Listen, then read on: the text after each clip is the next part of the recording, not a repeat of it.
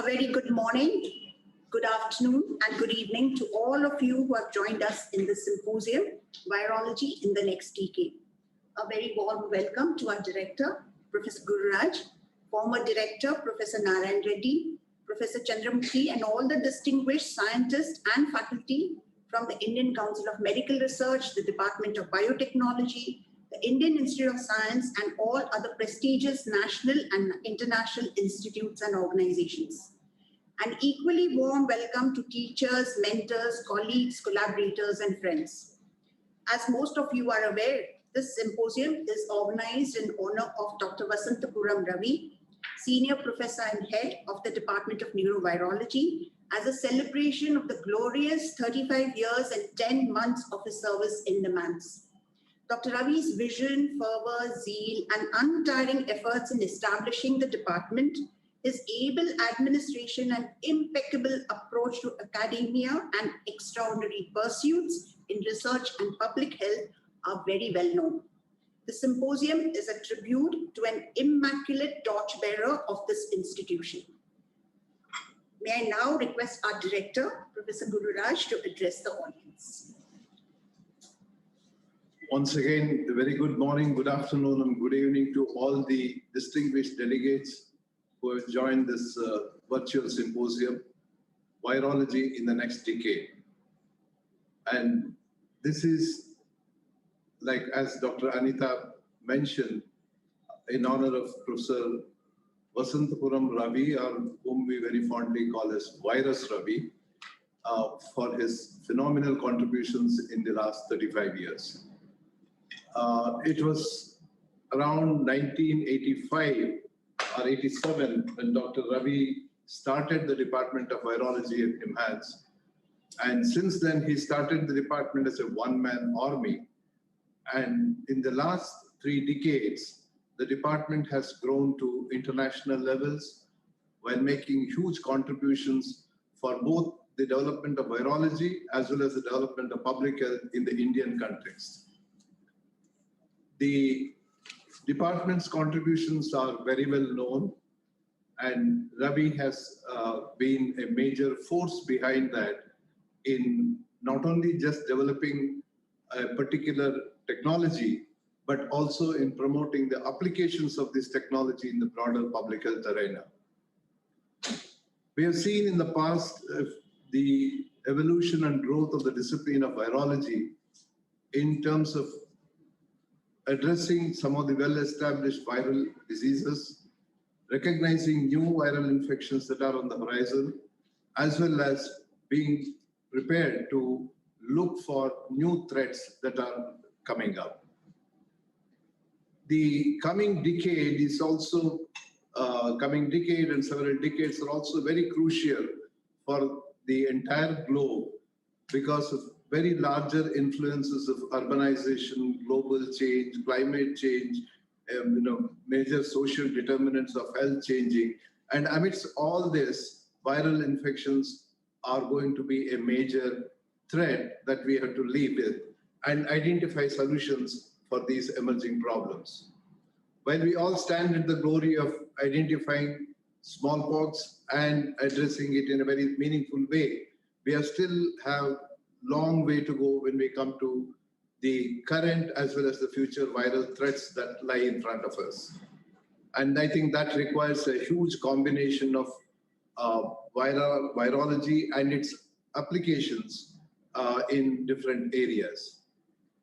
I personally see the growth of this discipline in the coming decades with a broader focus on interdisciplinary research, a greater understanding of the viral threats in the environment, as well as in terms of integrating different areas.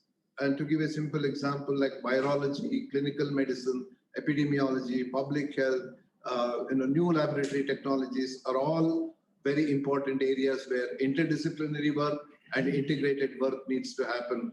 And especially I also see a greater integration of virology and public health happening at the field level, which is very important for implementation and for maintaining health of populations where we live.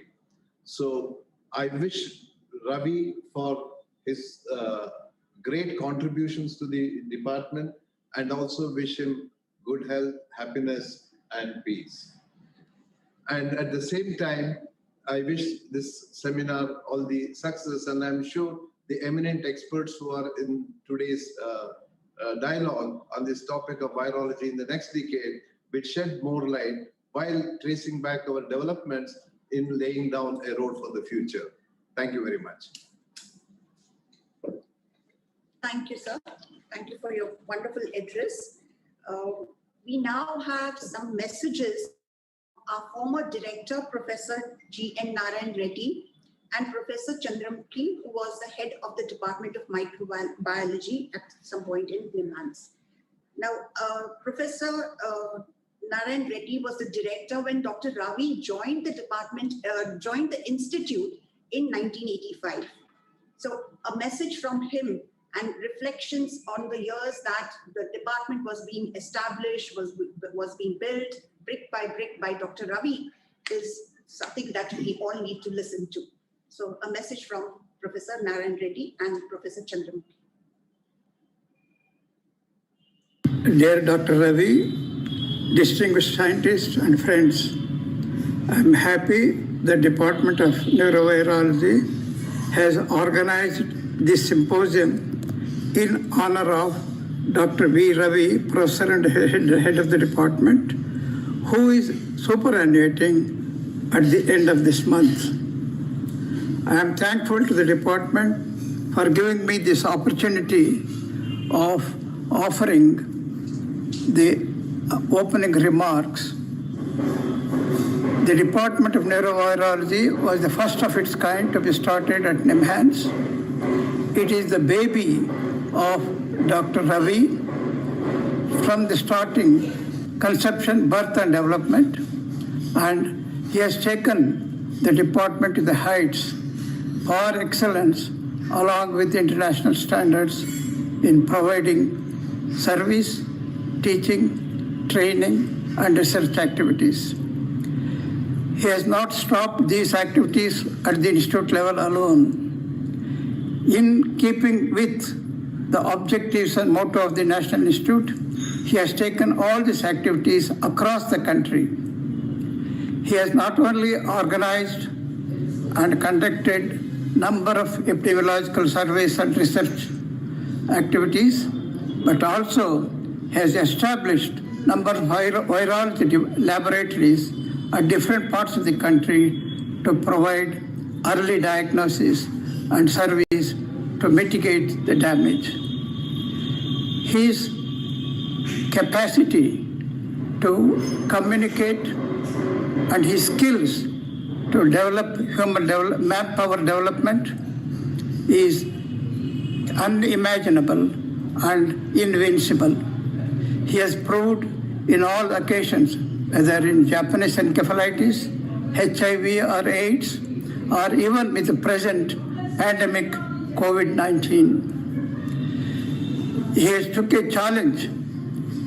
He has proved this by taking a challenge with the state government to develop number of testing laboratories in the state. When he started, there were only 12, but now there are about 168 laboratories providing testing services. This shows his ability. I'm happy that he has grown beyond his grasp and he is able to invent himself to confront any challenges. I'm delighted that my blue-eyed boy has grown and distinguished himself as a renowned virologist, not only in India, across the world. I'm sure his knowledge and wisdom will be utilized by the profession and the institute for a long time to come. I wish him and his family, I wish him a long life and happy, healthy, prosperous, and peaceful life after retirement. Om Shanti. Good evening to everyone. I'm very proud here to be talking about Dr. Ravi, Vasantapuram Ravi. I call him the Virology Ravi. And we are very fortunate to have him in our institute. And I'm very fortunate to have been associated with him for many years till I retired 10, 12 years ago. And when he came to the interview from Pondicherry, I remember sitting there as the head of the Department of Microbiology. Dr. Reddy was there and few other experts were there. We did not know Dr. Ravi, who's retiring this month, had so much capacity and greatness in every aspect as a human, with knowledge, associating with others, and interdepartmental, inter-center disciplines, and able to, that's one of the biggest reasons why he's built a department. If he had isolated himself, it would never have been so big. And not only that, as I put it down in memoir, he is so good that he has a lot of great students who are able to spread his message and his intelligence and other aspects of neurovirology. The word neurovirology itself was coined indirectly or directly by me also and by my husband when he was the director. And there were very few centers. People didn't know, what's this neurovirology? Why can't it be a section of microbiology? And so in a way, our wisdom at that time has led so much growth into this neurovirology, and the growth is also due to the great team that Dr. Ravi has developed, and I wish him all the best. I just can't believe that he's retiring. People like Dr. Ravi and in a discipline like neurovirology should never be retired, especially so during the present COVID time when his services are needed. The government of India or whoever in charge of NIMHANS, the autonomous, should think 2 or 3 times before somebody retires. I wish Ravi all the best and a healthy retired life. He cannot be non-active. He will be involved in something or the other in the planning of events related to his subject in this country. Wish him all the best. Thank you.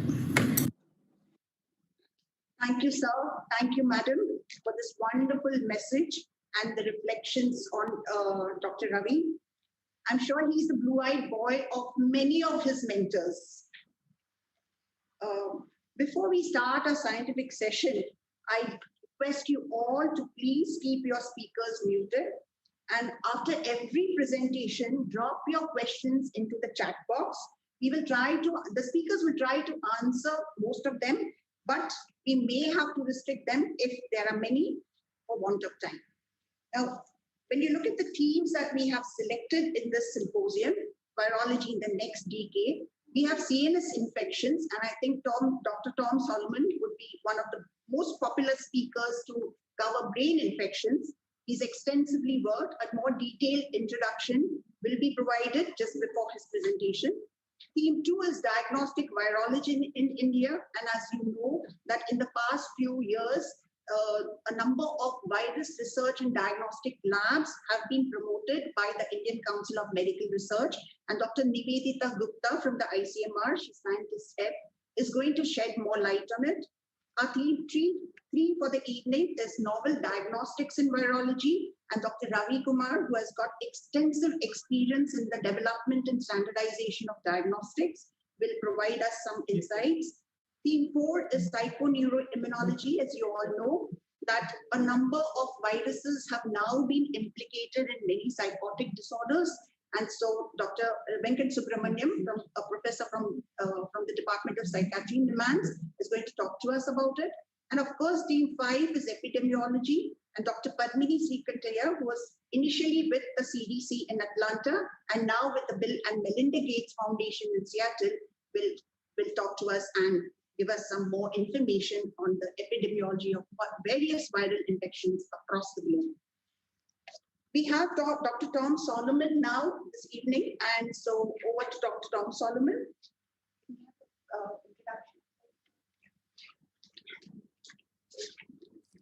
Thank you very much. I'll put up my first slide is the introductory slide, which I think will help you, Anita. So if I can share my screen now, and I do that, hopefully that's going to Tom Solomon is a professor of neurology. He's also the director of the National Institute of Health Research Health Protection Research Unit in Emerging and Zoonotic Infections.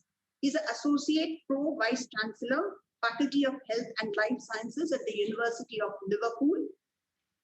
He's trained in Oxford, Vietnam, America, Liverpool with the Wellcome Trust and Medical Research Council fellowships.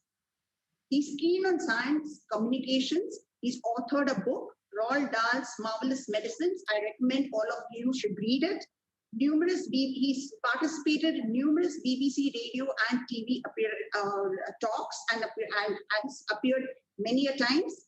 And his Twitter is @RunningMadProfessor. Over to you, Tom. Thank you very much, Anita. Firstly, let me check. Am I sharing the right screen? Are you seeing one big slide or lots of slides?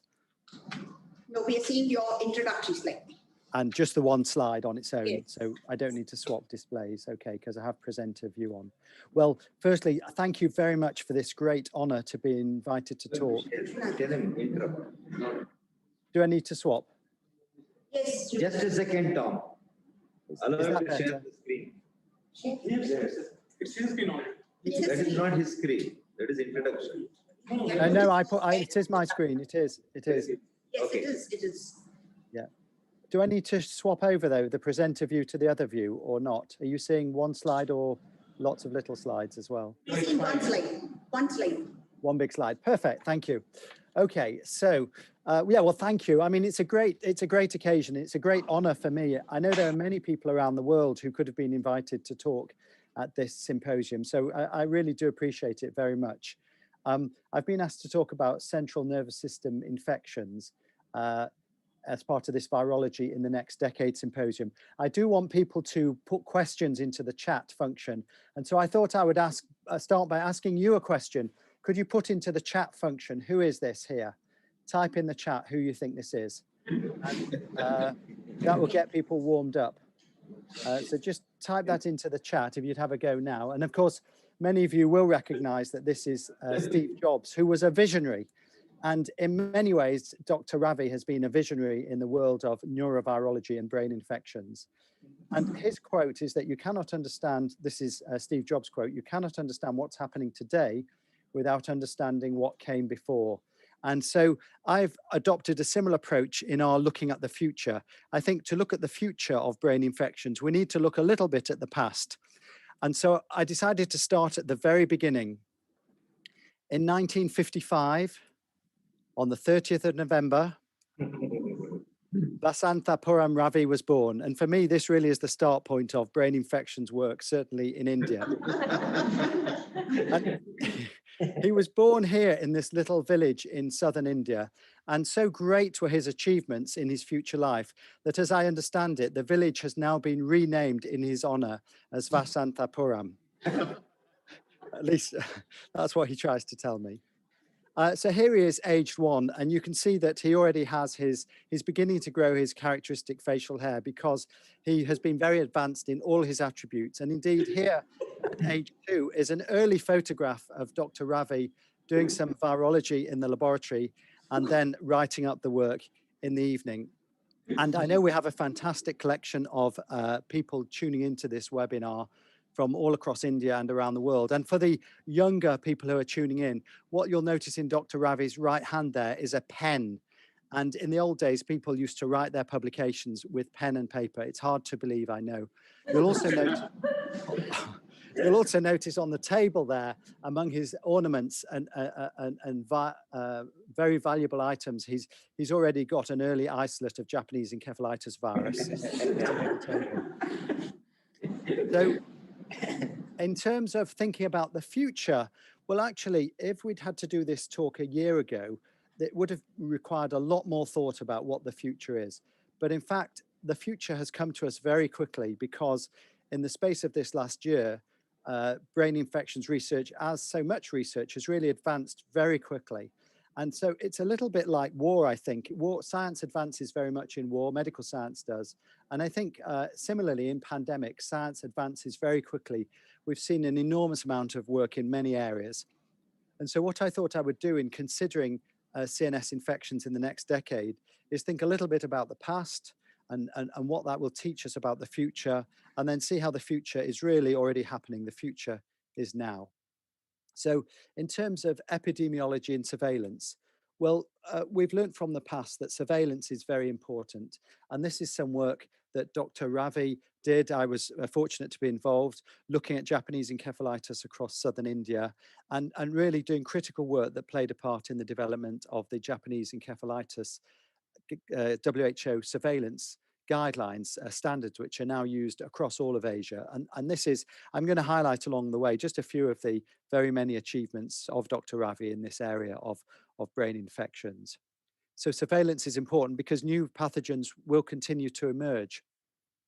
And we're seeing them emerge, as Dr. Gururaj mentioned, because of several reasons: increasing travel, overcrowding, intensive farming. This figure from on the right shows you that it used to take about a year to get around the world on a ship, and now you can do it in less than 24 hours. And similarly, the world population has grown enormously. There are now 7 billion people on the planet. Back in 1850, there was hardly anyone on the planet. So there have been a lot of changes. And just to exemplify these, this is a picture. Could you post in the chat if you think you know where this is? It's an old photo. Type in the chat if you think you recognize where this is. Anyone like to have a go? Anyone? Can people type in the chat yet? I think they can. I'm just going to hang on because I want to check that the chat's working. So Liverpool says, oh yes, thank you very much. It could be. It's a great port city. It's not Cape Town. It's another great port city. Seattle, keep going. You're getting closer. Or at least you are. You're getting further away. But I mean, you're getting closer spiritually. It's a bit closer to India than these other places. It's actually, well, I'll show you a picture of the same place. And it's almost the same photo taken 100 years later by me. And notice the hills in the background. So 100 years later, here it is. Does anyone recognize it now? Yes, it's Hong Kong. But look at how the hill hasn't changed in the background, but look, we've gone from a few houses to this metropolis in 1994, and I was there in 2014, and it's grown again. So that really shows you how overcrowding is happening. And of course, this is one of the things contributing to this large number of emerging pathogens. So what about the future? Well, clearly we've got this SARS-CoV-2 pandemic. One of my colleagues in Liverpool, Matthew Bayliss, has come up with this machine learning algorithm which integrates various traits and networks.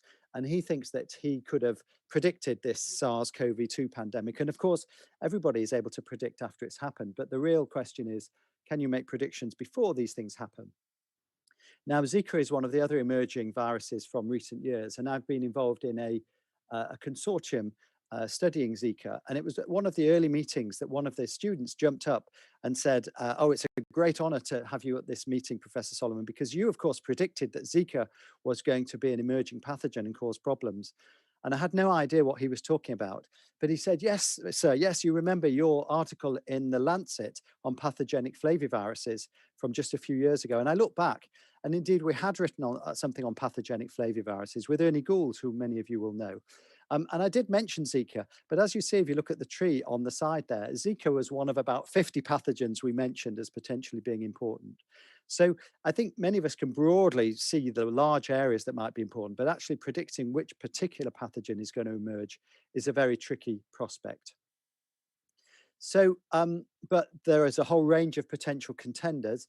The image on the right just shows you the different family trees. And I think we're certainly going to see more arboviruses emerge. The list I've shown are ones which particularly threaten us in the UK. Respiratory viruses, I mean, just because we have had a coronavirus pandemic, that does not mean that next year we will not have a flu pandemic. And I think people, really need to gear up to this fact that they think, oh, well, it's not going to happen for another 50 or 100 years. It could happen next year. We really, at least we will hopefully be in a better position. The hemorrhagic viruses are important. And then, of course, there's the unknown agent X. Okay, so I'm not in full screen mode. Somebody's messaged me and said I need to flick. Do I need to swap them around like that? There we are. I think that's better now. You're seeing one slide. Okay.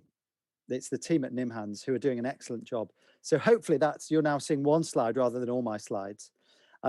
this is perhaps an appropriate slide to move on to. Shit will happen, even in PowerPoint presentations, but remember it will pass. And I think this has been a really important message during the COVID pandemic, especially at the start. Things were difficult, but we had to remember that we would get through it. And indeed, it looks as though we are now getting through it. What about diagnostics? Well, in the recent past, diagnostic virology has moved from the national and international reference labs down to the bedside with simple kits, including this one, which was developed by Dr. V. Ravi, along with Dr. Ravi Kumar, who's one of the speakers today, Anita Desai, who's hosting. And this is one of many areas where Ravi has been involved in really pushing diagnostics forward, not just developing the kits, but also then developing the networks that help us use the kits. But what about the future? Well, until now, most of our approaches, whether we're detecting pathogens or whether we're examining the host response through antibody detection, like that test I just showed, most of them have been specific. We use specific PCR primers, we look for specific antigens, and I think we're going to move increasingly to non-targeted approaches, either for detecting the pathogen through metagenomics and next generation sequencing, or through examining host response through microarray. And again, we've had some examples of that working with the team at NIMHANS. This is she was one of my fellows. She's now a senior colleague, Laura Benjamin, where we did some work looking at encephalitis in India, and we found that parvovirus 4 was important. And this was a metagenomic approach. We would never have used specific PCR primers to look for this virus because it's not known to be a cause. So again, the non-specific approach into looking at the host response is using microarray. And this is work from my colleague, Mike Griffiths, who many of you will know. He's been out to India, showing how the host response patterns can distinguish between Japanese encephalitis and some of its mimics. And in fact, he's taken this work forward now and patented it, and is actually using this approach to distinguish bacterial meningitis from its mimics. Our work, we didn't publish it because it was patented and we wanted to crack on with that. But there's a really nice publication from colleagues in America using this metagenomic sequencing approach to diagnose meningitis and encephalitis used in the US. And so the future, well, about once a week or even less during lockdown, my daughter Eva, there she is, decides that she's got a cough or a cold, and we go down to the local test centre. And this is partly because she's so fed up of being stuck in the house. But clearly diagnostics has leapt forward during this pandemic. We now have these lateral flow tests, not just for antibody, but also for antigen. And we're now actually using these for mass testing in Liverpool to help get the pandemic under control here. So the next 10 years, I think our diagnostics will be quicker, it will be non-targeted, it will increasingly be automated with the kind of cartridges you can see in the image there, and it'll become closer to the patient. And of course, what all of this automation means is that this may well be a very suitable time for somebody like Dr. Ravi to retire, because increasingly the traditional microbiological skills are not used. But of course, I'm teasing. Okay, well, let's think a little bit about clinical features. Here's another quiz question for you. So who is this famous Victorian physician who said that medicine is learned by the bedside and you should listen to your patient, he's telling you the diagnosis? Would anyone like to have a go in the chat and say who they think this might be? A very famous English physician who was famous for his nodes on your hands and famous for, what else did he come up with? Spots in the eyes. This is William Osler. And there we are, Osler. Well done, Dr. Bishal Gupta, fantastic. Dr. William Osler. And he said, you know, examining the patients is critical. And I still think this is the case, despite the fantastic new technologies we have. It's still really important to be able to examine patients at the bedside, and particularly in research.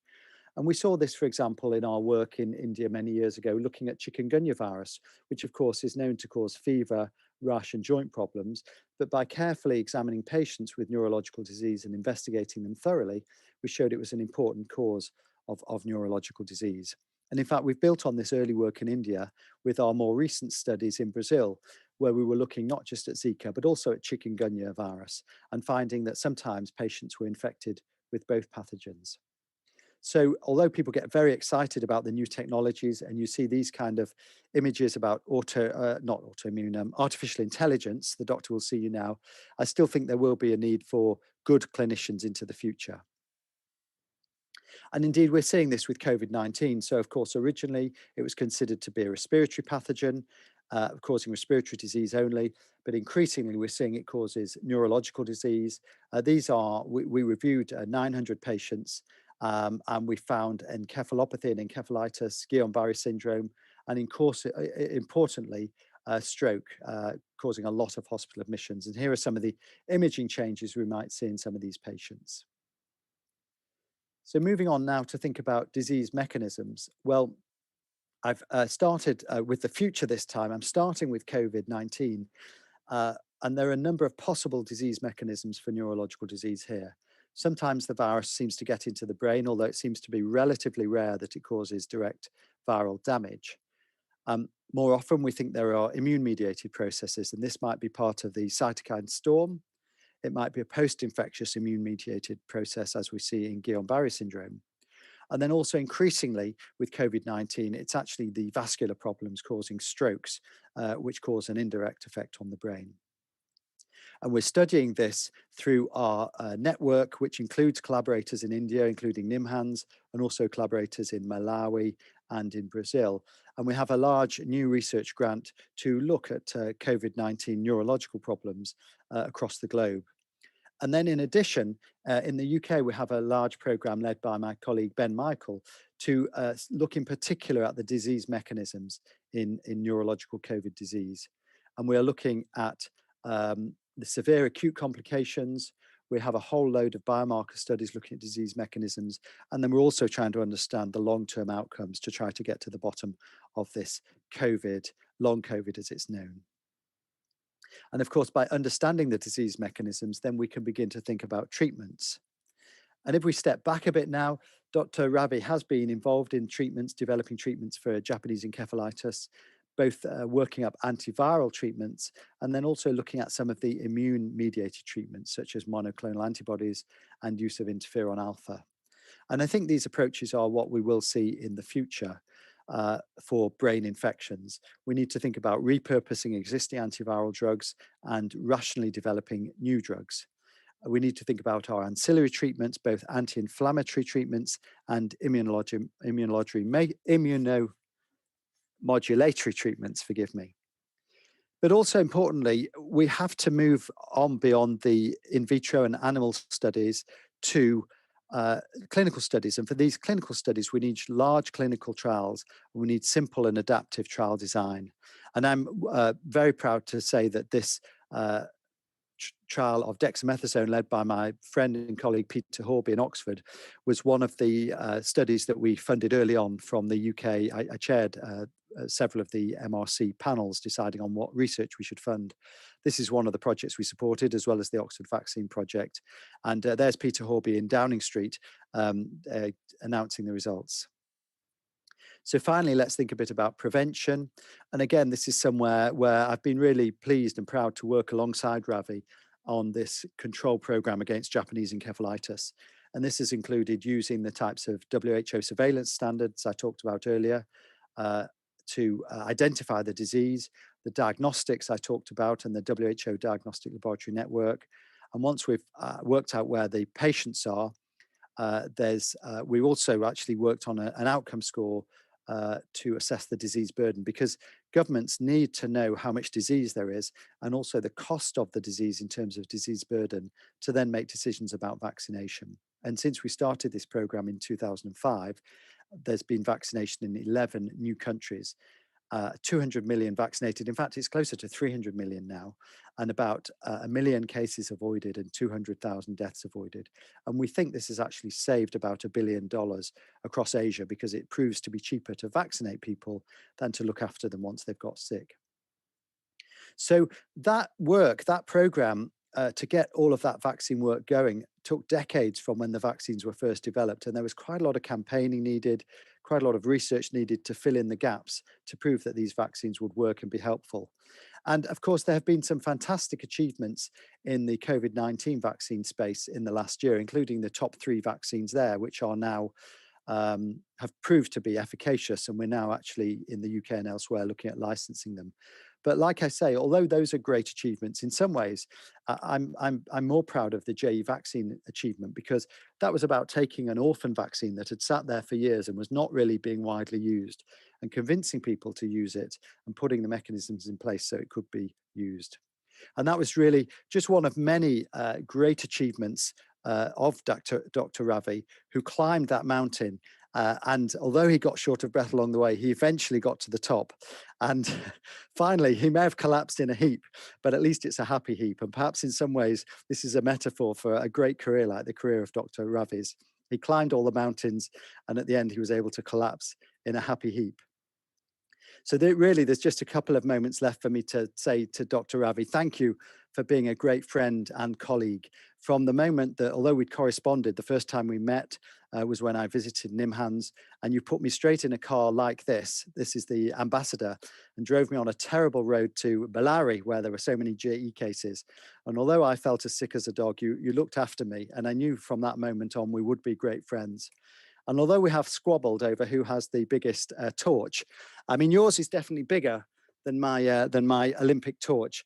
But I think, as you can see there, I got a much greater reception than you did when you carried your torch. Thank you for joining us in some of our slightly strange English customs. I think you were okay with some of the drinking in the quaint little English pubs, but wearing the Santa jumper, I know this is not normal activity in Bangalore. So we've enjoyed working with you, and we're going to enjoy continuing to work with you, despite the fact that you have retired. You leave a great legacy. There are many people on the call who have been taught by you over the years, but the three I want to particularly mention are those who spent time with you in Bangalore: Penny Luthwaite, Lance Turtle, and Filippo Tatula, all of whom were fellows, and who carry on the legacy, the torch of science. But of course, the other great legacy are your children, Ashray and Abhinay, who are continuing in their own areas of medicine and law, but I think who continue in the spirit of endeavor that you have very much shown them and shown us all. So I will stop there. I don't know if there will be any questions, but I'll finish there, and thank you very much. Yeah. Thank you, Tom. Thank you very much for a wonderful talk. I'm sure everyone who has joined us this evening have really enjoyed, and your strong association with Ravi over the years, collaborations are something that are going to set an example, for international work together. Okay. If you look at your chat box, probably there may be a few questions, Tom, which you would like to answer, if there are any. I can see there's a bit of chat. There's still some discussion about, actually, there's some quite funny chat. There's some chat about Dr. Ravi's hair, which is fair enough. There's some questions about the contribution of different scientists. Somebody thought it was Virkov rather than Osler. And I think people have enjoyed the talk, and in particular, highlighting some of Dr. Ravi's achievements. Okay. So thank you, Tom. I know that you have a WHO meeting to attend, and you would not be able to continue being with us this evening. But thank you once again. It was wonderful. Thank you. Thank you. I will try and come back to hear some of the talks, but I do have to leave temporarily. Thank you very much. And best wishes, Ravi. Thanks, Thank you very much. Thank you. Thank you very much, Dr. Tom. Thank you, Dr. Gururaj. Thank you. We now move on to our next speaker, Dr. Nivedita Gupta. Dr. Nivedita Gupta is a medical scientist and in charge of the virology unit at the Indian Council of Medical Research headquarters in New Delhi.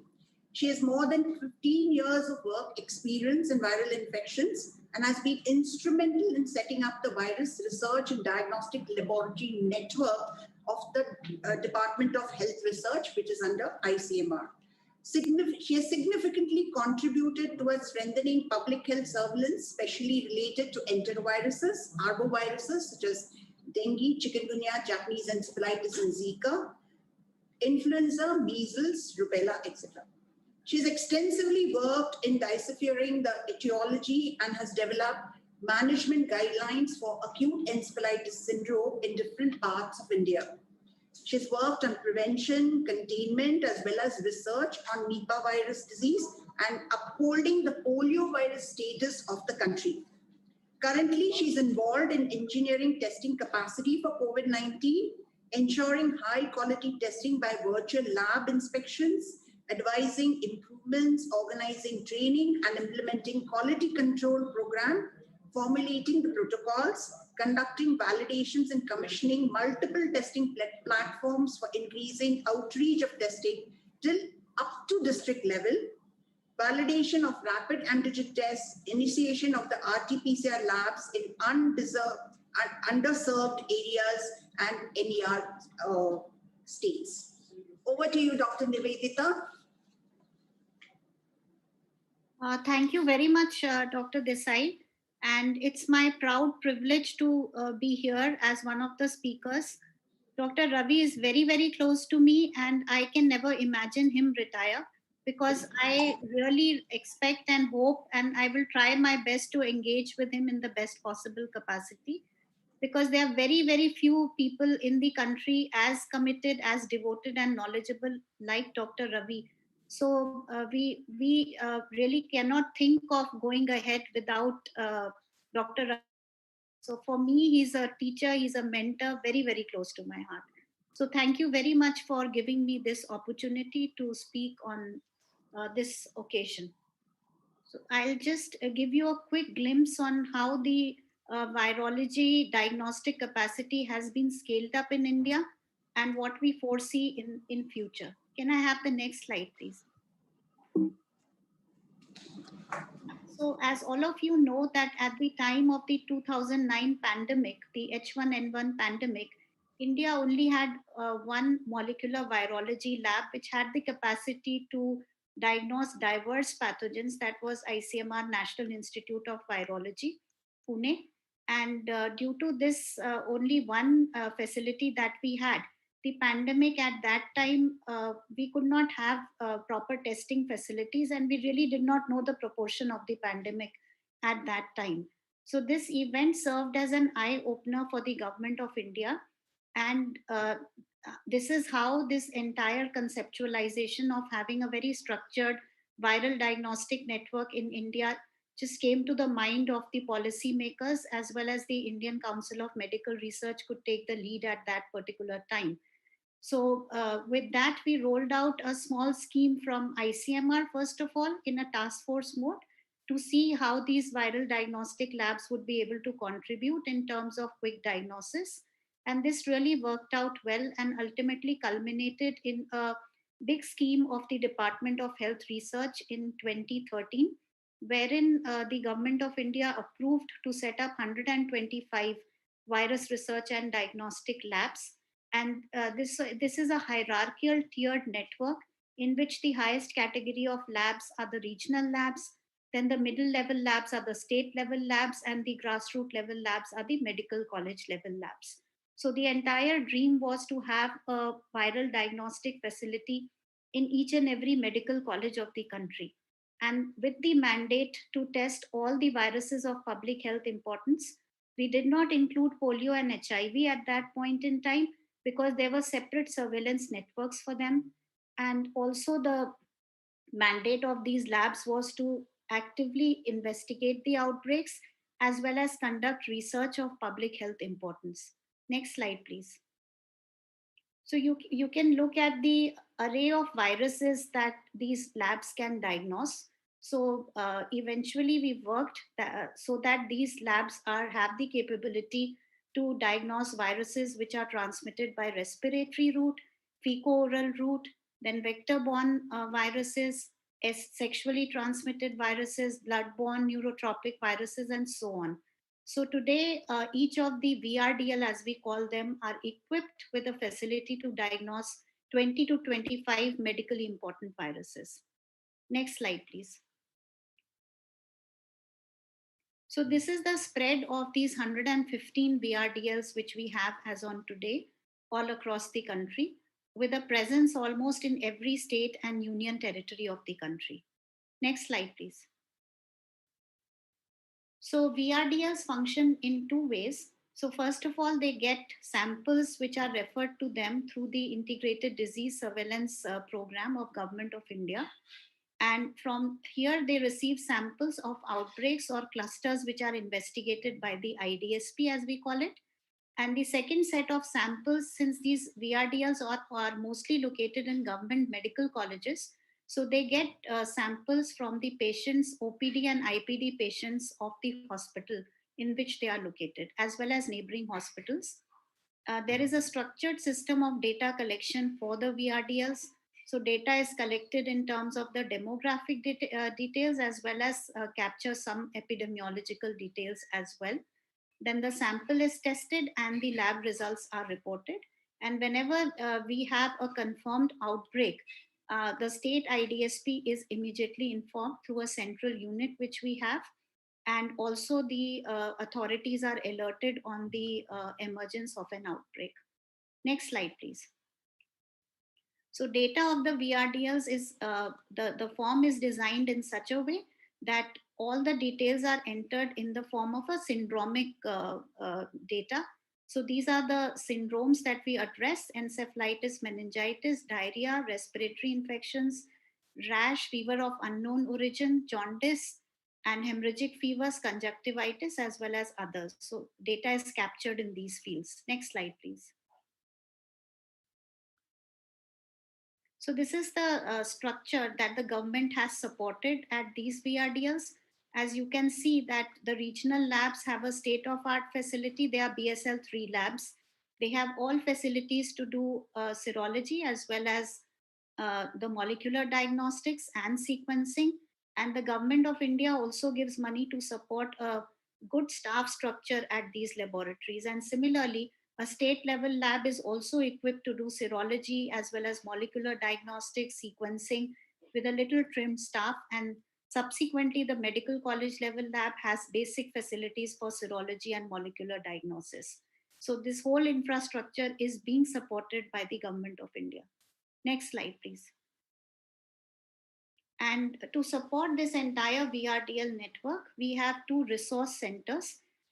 One is at the National Institute of Virology, Pune, which is an ICMR institute.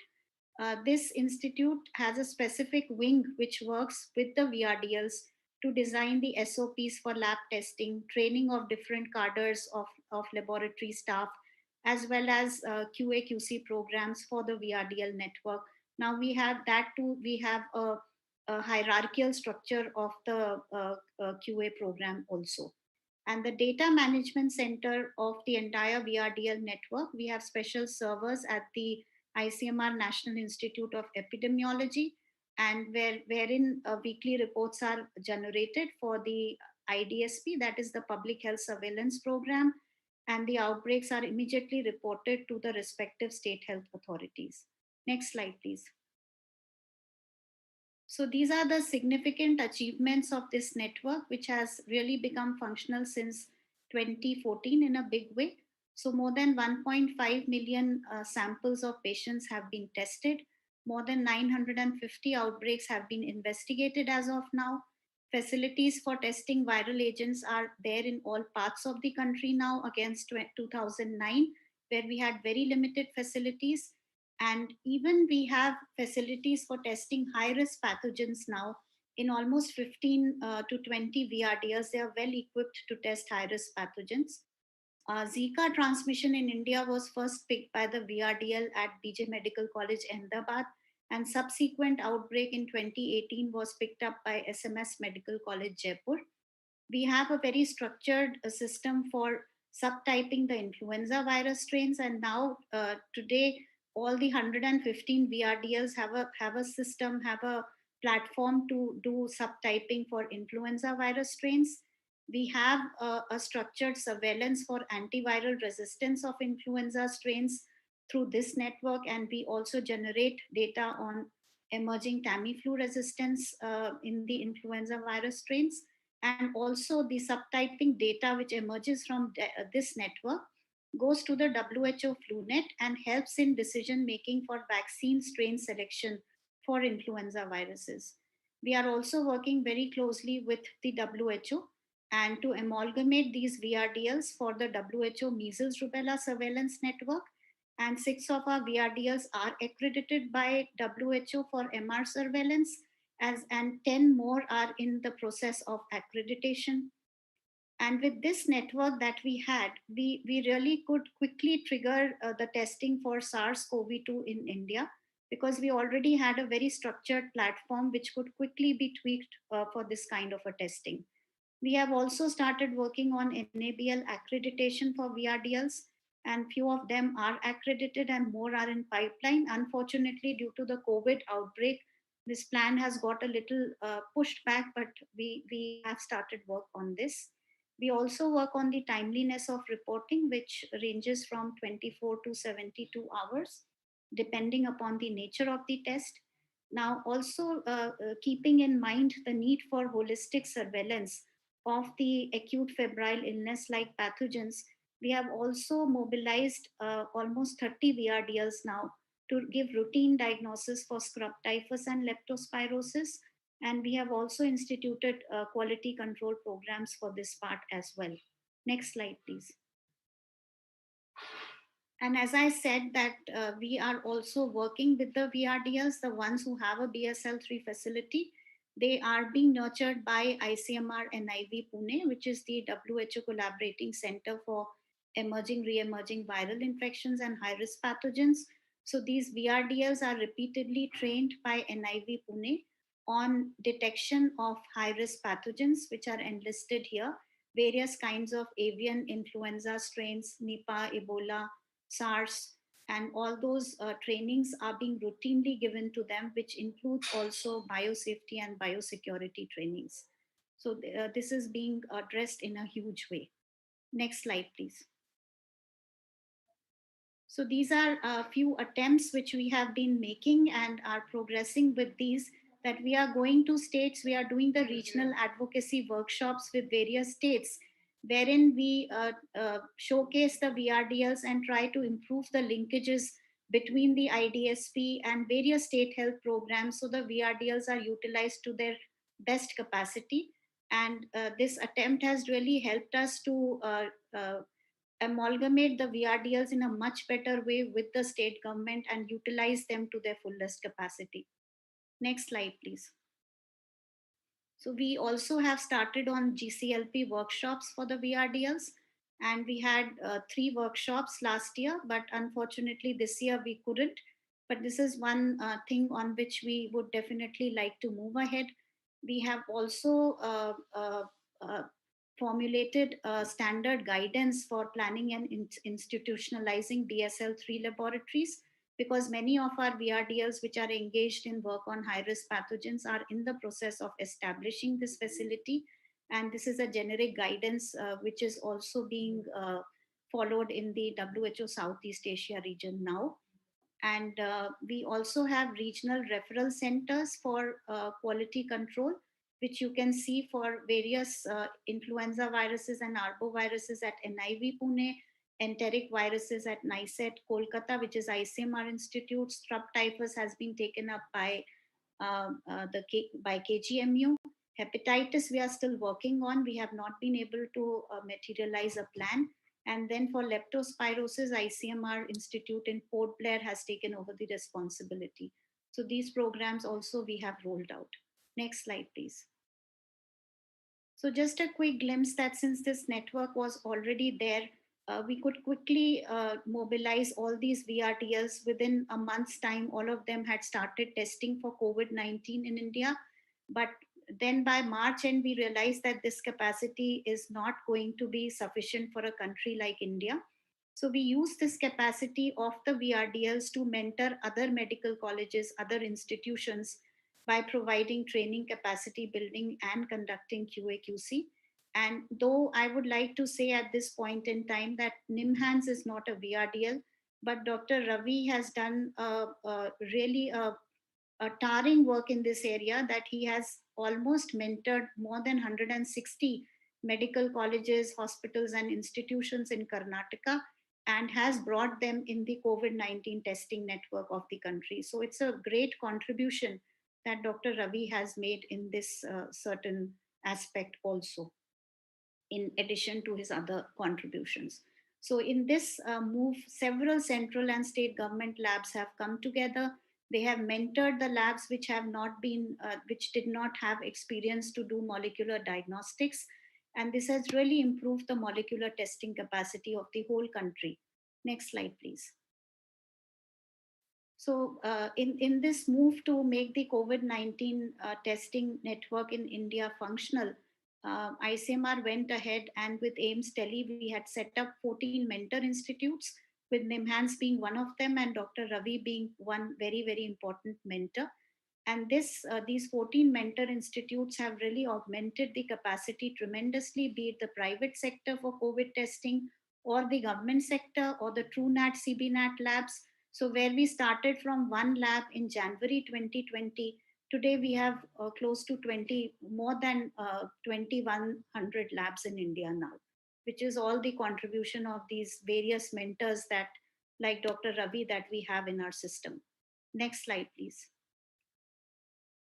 And also one important step that was taken is that besides, since all of us use RT-PCR as the most reliable test for respiratory pathogens, including SARS-CoV-2, it was also important to, so RT-PCR in India is not possible to scale up in rural areas or district level facilities. So there was a need to have a more easily accessible test available at district level. So we used molecular assays like TrueNat, CBNat, Abbott machines, which were already there for HIV testing. TrueNat was there for TB testing, and similarly gene expert machines were there.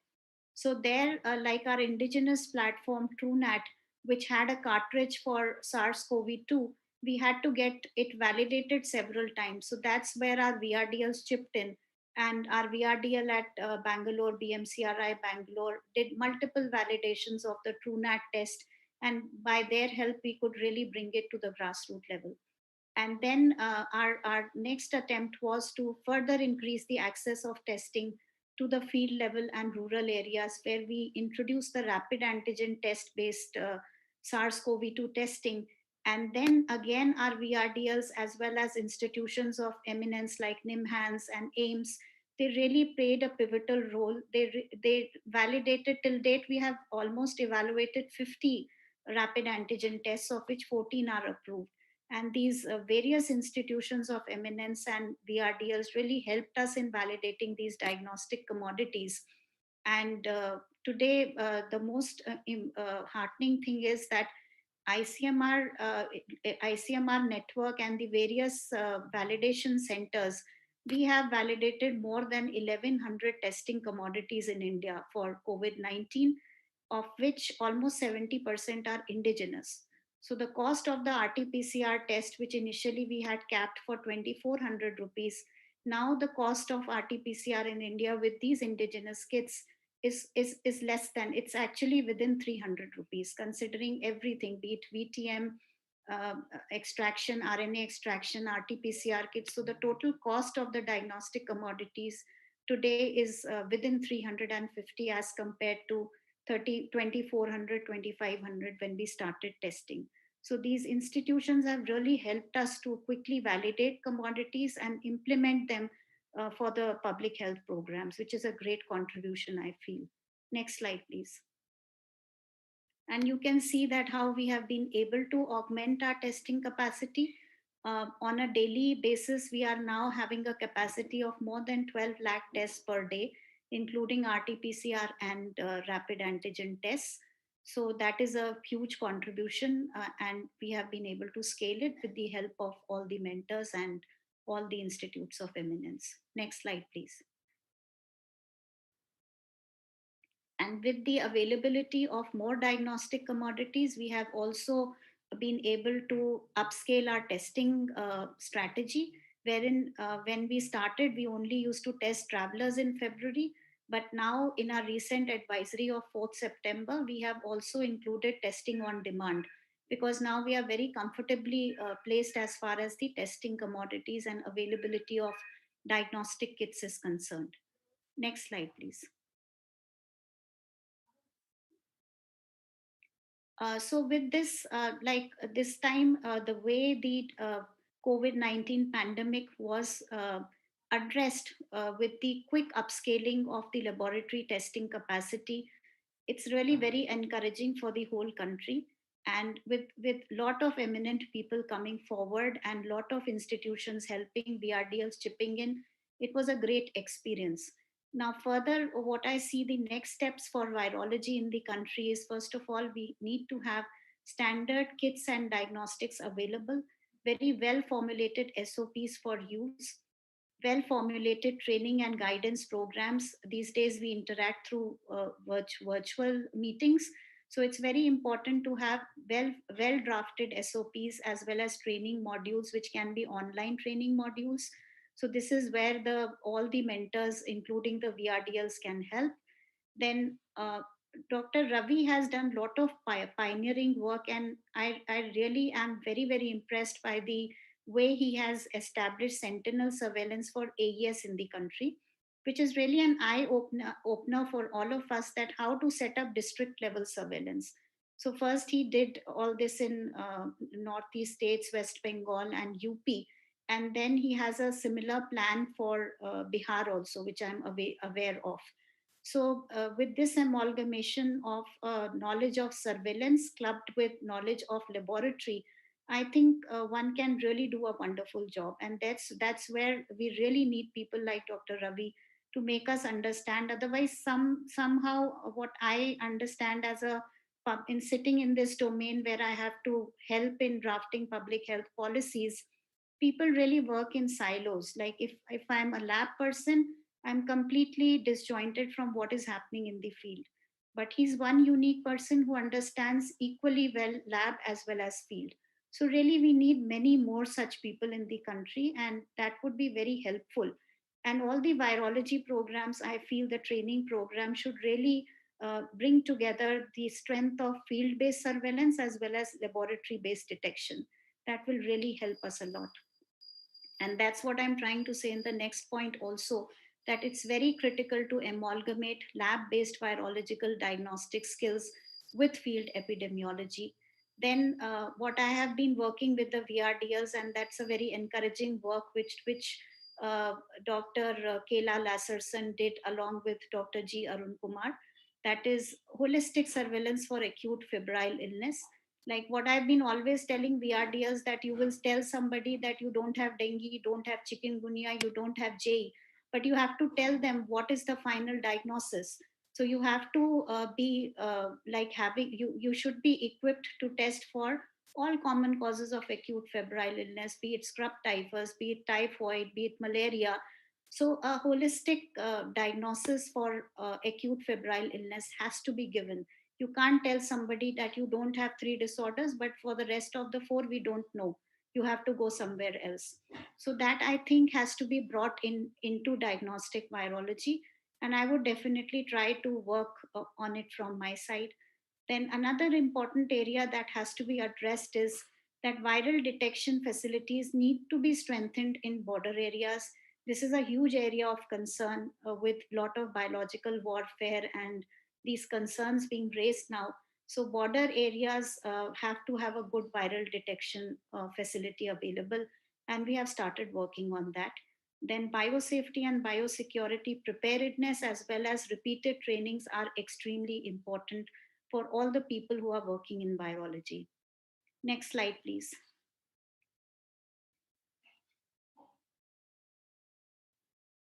May I have the next slide?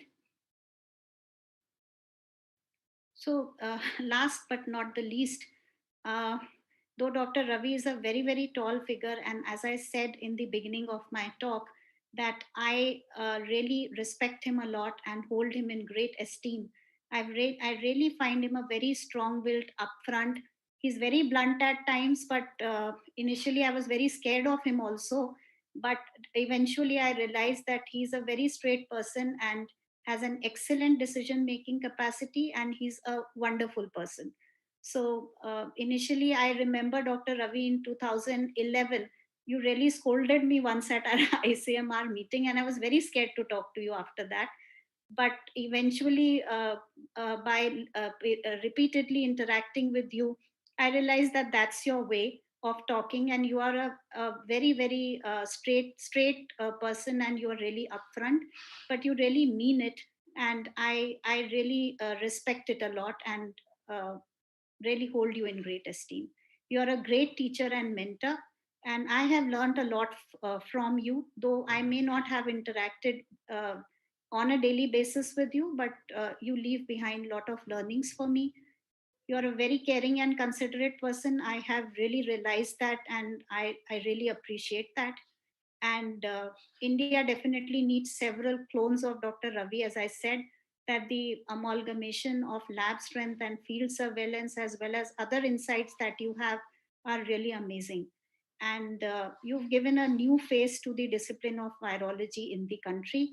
And your contributions are immense. And I really have a deep sense of gratitude for you.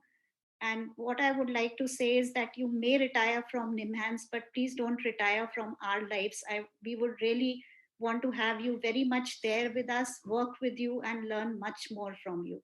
And thank you, sir, for whatever you have, the learnings that you leave behind. Thank you so much.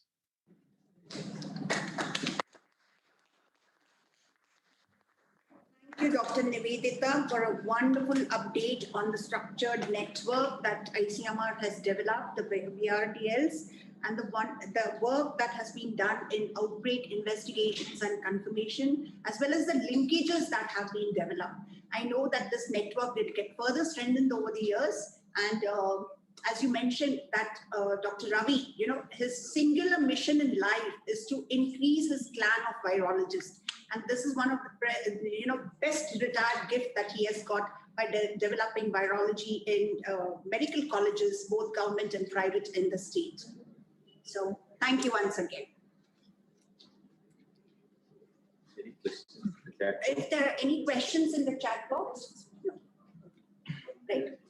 Would Dr. Ravi like to say something? I want to thank you, Nivedita, for the kind words you expressed about me. But more importantly, I want to congratulate you for the excellent vision ICMR had, and I know you were the driving force behind the VRDL network. In the last decade, we now have a structure that can match any international level. We need to leverage on this structure. I also have many times discussed with you, I would like to see an MMWR, mortality, morbidity, weekly report kind of publication coming out from ICMR. And post-retirement, I volunteer to see that it becomes a reality, willing to work to see that we put a format for it, collect the data. NI is a great institution that can do that and bring out, because it's very important. What you touched on is something that I want to tell everybody, that the only way we can quickly respond and detect emerging pathogens and respond to them is continuous surveillance using this fantastic network that you have developed across. So I really wish that we will do that, so that the next one that emerges, which I predict will be 4 years, by simple arithmetic, that every 4 years there's one emerging in this century. So I think we'll be in a much better place. The other thing I want to say is we have many parallel networks. We have developed vertical programs. A dream that I would like to see realized in my life is having all of data coming from various vertical platforms into a single data set that makes a lot of meaning and educate public on. We have HIV program, we have TB program, we have IDSP, we have NVBDCP, we have VRDL network, hepatitis, so many. So I would like to see some level of integration that would happen. And that's something that I think should be an agenda for the entire country. And I'm sure ICMR would be the driving force behind that. Thank you very much. Thank you. Thank you. Thank you. We move on to the next speaker, Dr. Bini Ravi Kumar, and I request my colleague, Dr. Manjunath, to introduce Dr. Ravi Kumar. It's my privilege to introduce our next distinguished speaker for the evening, Dr. Bini Ravi Kumar. Dr. Ravi Kumar obtained his MBBS from JIPMA, Pondicherry in 1977, where Dr. Ravi also obtained his MD microbiology degree. Dr. Ravi Kumar then went on to finish his diploma in psychiatric medicine from CMC Vellore in 1979, and then he finished a PhD from IISc Bangalore in 1985, when he met Dr. Ravi there. He then served at Astra Research Center, India, as a scientist and group leader between 1986 and 1995. At this time, he collaborated with Dr. Ravi on neurocysticercosis and Japanese encephalitis. And then he started his own company, Exiton Diagnostics Private Limited, where he is founder and managing director from 1995. And he has been collaborating with Dr. Ravi since then on HIV, Japanese encephalitis, and acute encephalitis syndrome. Several products have been developed by his team in Exiton Diagnostics for diagnosing viral infections, as well as several system evaluation syndromes based on multiplex molecular chip-based assays. Over to you, sir. Yeah. Before Dr. Ravi Kumar starts, I'd just like to put in one sentence. Dr. Ravi is considered to be the nested PCR product of Dr. B.V. Ravi Kumar. And the gap of Dr. Ravi and Dr. Ravi Kumar is the biotech award that JV checks, that is the IgM capture ELISA kit that they developed when it got the best biotech award in the year 2004. So over to you, Ravi Kumar. Yeah, I hope all of you are able to hear. Thank you, Anita, and all the organizers to asking me to speak on this occasion. It's an extremely important occasion. It's one of my close friends is superannuating, and I think that's an occasion to rejoice, because I think he will now be free to do certain things without the administrative burdens, and that's what I'm hoping, that he will not retire, but he will continue to work. My association with Ravi started in 1995 in Dr. Shankar, S.K. Shankar's room, and our rapport was instantaneous. Basically, he came up with a lot of energy, and that energy attracted me. And the second thing, he was very passionate about virology, and he was a virologist by choice. He could have been a clinician anywhere, but he came to virology with a purpose. And of course, many of you know that purpose, and he fulfilled that purpose very well. And that attracted me because at that time I gave up my psychiatric clinical work and started working with neurobiology, and then shifted to infectious diseases. And I think my journey to infectious diseases started with Ravi. Then we worked in Astra. Actually, first project we did was cDNA library for JEV. Then we did in vitro maintenance of cysticerci. Out of that came one ELISA. Then we worked on neuropeptides for cysticercus, neuroactive compounds, immunomodulators from cysticercus, and of course, recently development of syndrome evaluation system. As I worked with him over a time period, I realized what actually brought us together is not his energy or his sense of humor and his passion for virology. Actually, what brought us together is the level of insanity which is equal between both of us. And that insanity is balanced by my own training in psychiatry. And of course, the whole institution of NIMHANS stood behind him, and and protected him from that whole insanity. But that insanity led to this. We used to sit under a greenwood tree and sip coffee and hatch a lot of plots. And out of that came cysticercosis diagnostic based on ELISA, and it's based on CSF. Then a HIV diagnostic kit, then hepatitis C diagnostic kit, which he helped me a great deal. Of course, where we worked completely and took his technology and made it into a product is his JEV IgM capture ELISA, which was used by WHO for a long period of time until we stopped manufacturing for some other reasons.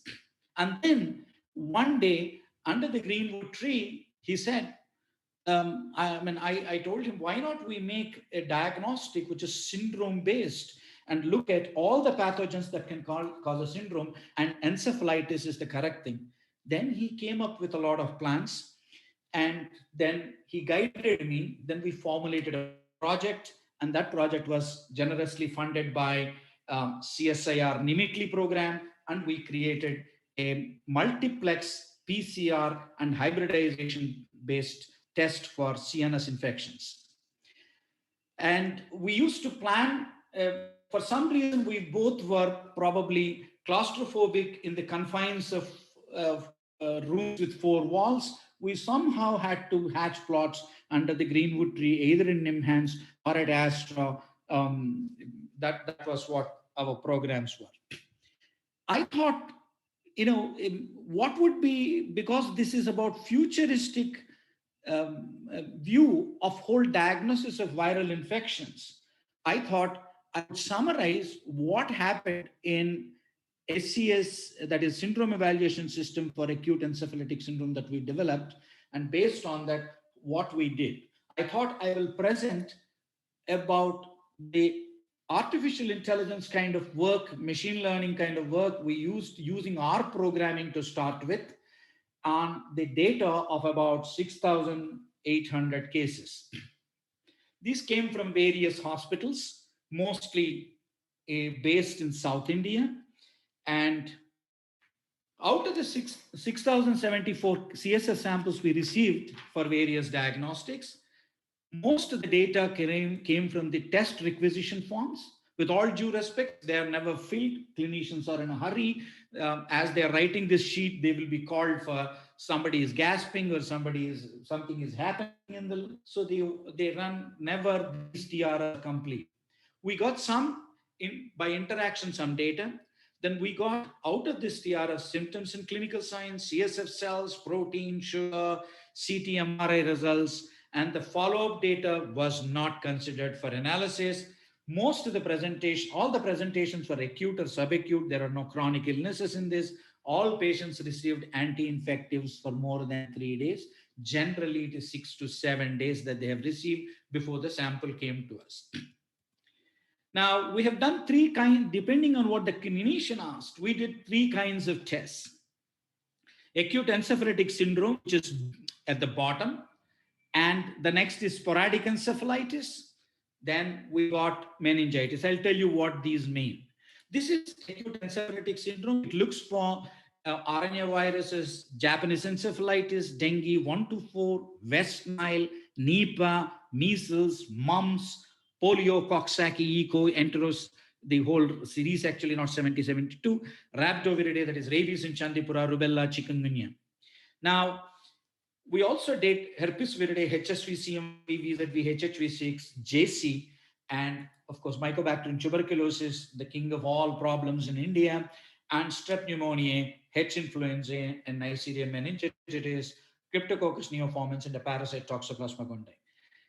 From this, generally, clinicians choose all the DNA viruses and the bacteria and fungi as they are all treatable, eminently treatable, and they have specific therapies.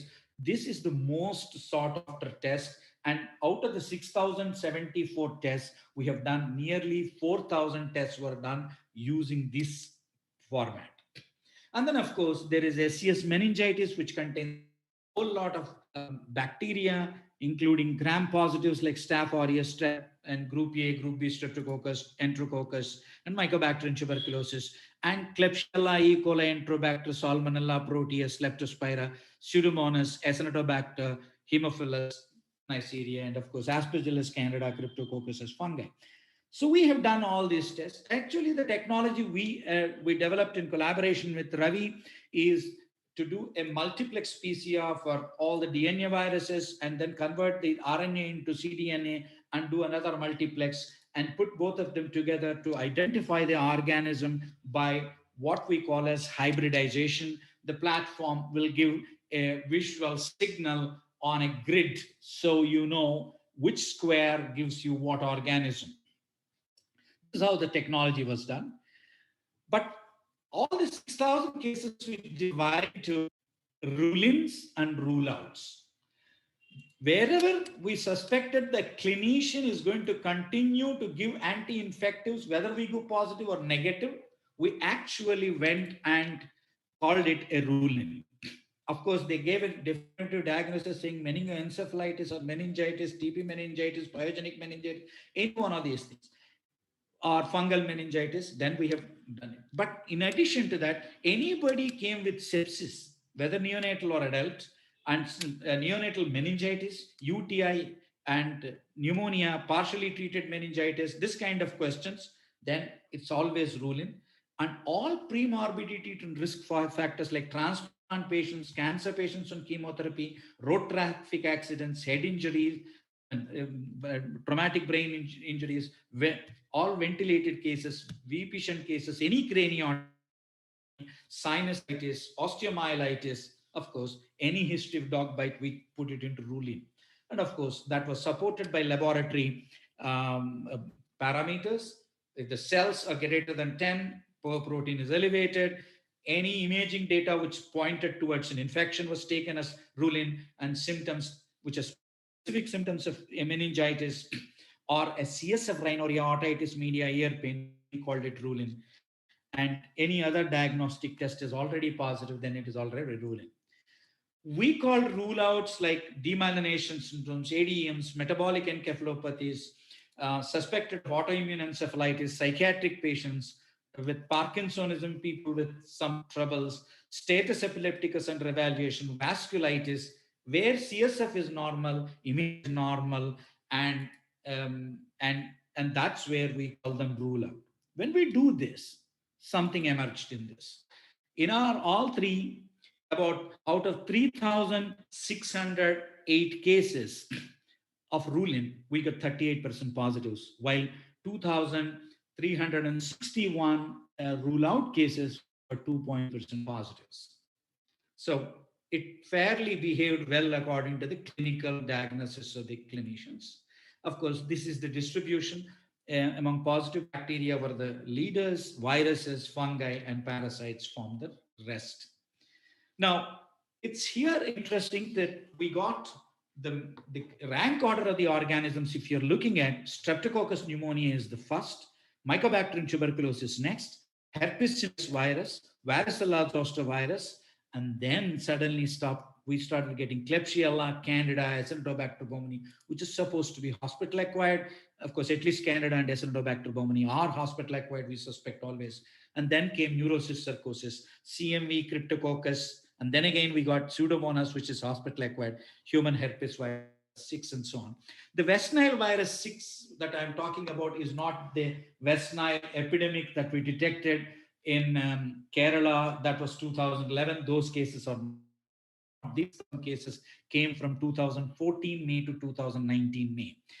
And so the Nipah virus, which we detected last year, which will please Ravi in last year in Kerala as the single case, and then government sprang into severe action and contained completely that from spreading. That was also is not included because that was done a little later than May of 2019. So we also looked for, are there classical textbook cases of meningitis and encephalitis in this? Because these are treated elsewhere and they have come to the tertiary care centers. So pictures are quite confusing, but we got a very classical meningitis cases, 145, we had about 74 we detected. Similarly, we had 532 cases which looked classically as encephalitis, where no prior treatment occurred. We got 24% positivity in it. This is where we asked, in these classic cases, what formed the major organism? If we ask the question, is it viruses? Is it viruses, bacteria, which formed most of the encephalitis? We got slightly bad notation that actually bacteria started forming a good number of encephalitis cases. What they called as encephalitis, we formed bacteria in that. So that worried us. Sorry, again I am. Yeah. So bacteria formed encephalitis worried all of us, and everybody, we asked the question, why is it so? So we did a further analysis of the top two organisms, Strep pneumoniae and Mycobacterium tuberculosis, and HSV, and asked the question, what did they present with? Seizures, altered sensorium, and behavioral abnormalities. Formed 160 cases out of 286 in Strep pneumoniae, and Mycobacterium tuberculosis out of 259, 99 presented with this, just as it does with HSV. I think this was a big lesson. It shocked us.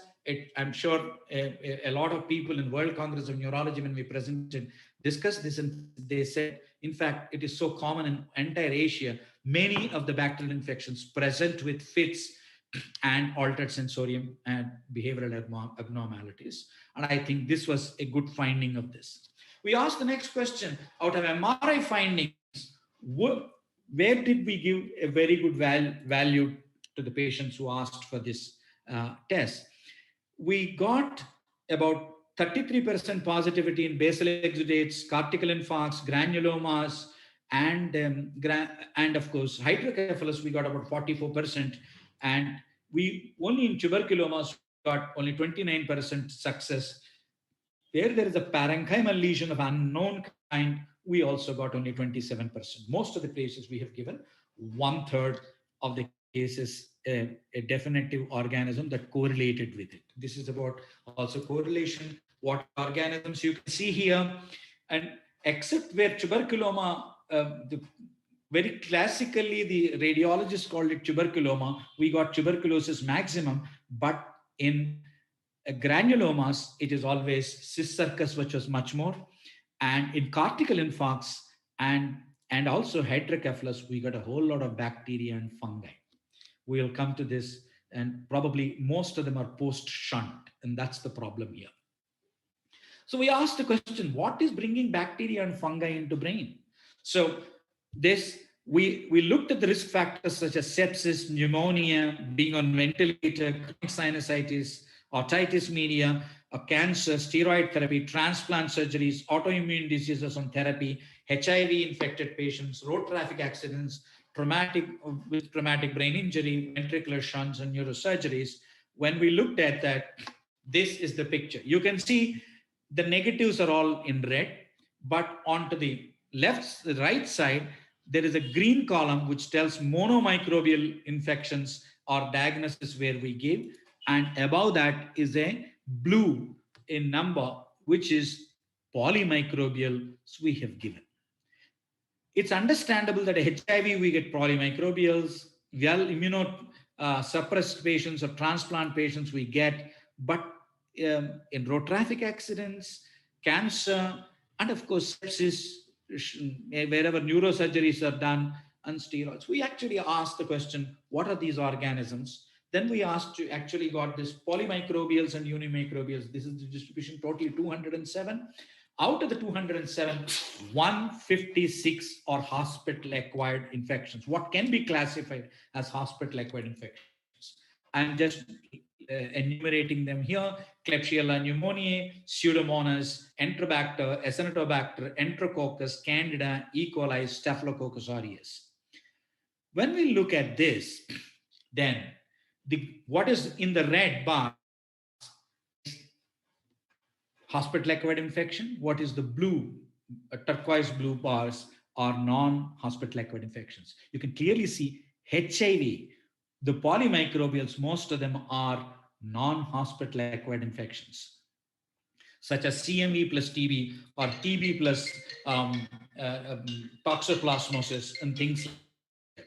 But if you look at sepsis, any neurosurgery or somebody with following sinusitis, certain surgical procedures done, or people on steroids or ventilators, they all had only hospital-acquired infections.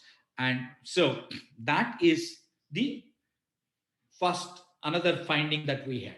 And these are the various mechanisms. But even more interesting is the following. The duration of the illness actually changed the rank orders. It was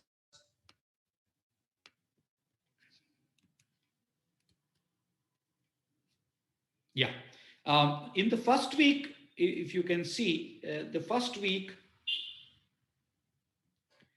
it was Streptococcus pneumoniae, then HSV, then VZV, and Mycobacterium tuberculosis at the first top 4.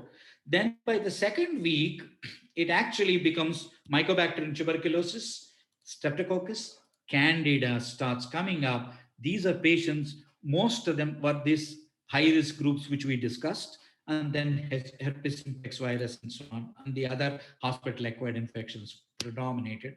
But by the third week, something else happened. The Mycobacterium tuberculosis, that means this duration of the illness is an indicator that you will get more Mycobacterium tuberculosis here, but Klebsiella, Pseudomonas, and even Candida have predominated here, along with CMV and Streptococcus pneumoniae and John Cunningham virus. So finally, what are the conclusions? I think the decision to go with a multiplexed molecular diagnostics and the pains we went through while making it, because it wasn't an easy journey. Ravi, you remember that. They can enhance detection rates as well as speed of diagnosis. This was fantastically proven by us now. Streptococcus pneumoniae and Mycobacterium tuberculosis presented with encephalitis-like picture quite often, so we need to be very careful about it. Cortical infarcts and hydrocephalus were seen in infections with bacteria other than tuberculosis, which is again something which it is not thought of clinically as a dogma. And risk factors such as immunosuppression, head injury, neurosurgery, HIV, sepsis, pneumonia, otitis media, sinusitis are all associated with polymicrobial infections, more so hospital-acquired ones. So this doc saying CNS infection should be unimicrobial, cannot be held in any of these risk factors. I think these are the various lessons we learned. But I think before I conclude, I just want to say this journey was really enjoyable with Ravi and very gratifying. And over a period of time, he became a friend, then he became a philosopher. A lot of people thought we both are related. For some time, there was in the microbiology community, there was this rumor that my sister married Ravi, and of course she is my sister, and they both showered that affection to me. Whenever I had personal difficulties, they came to my rescue, and I immensely grateful to him and indebted to him. But I think most important thing I want to tell all the people is we both created a slogan saying, "Be crazy, but don't be stupid," in 1989. I put it as a poster in Astra, and everybody laughed at it. And some people said, we are really crazy to put it up. But Ravi, I need to tell you that in 2011, when I went to Singapore, I saw Jack Ma from China having that poster saying, "Be crazy, but don't be stupid." I thought, oh my God, we didn't have the wherewithal to make it a slogan for the entire world. Finally, Jack Ma, with his money power and with his Alibaba, did it.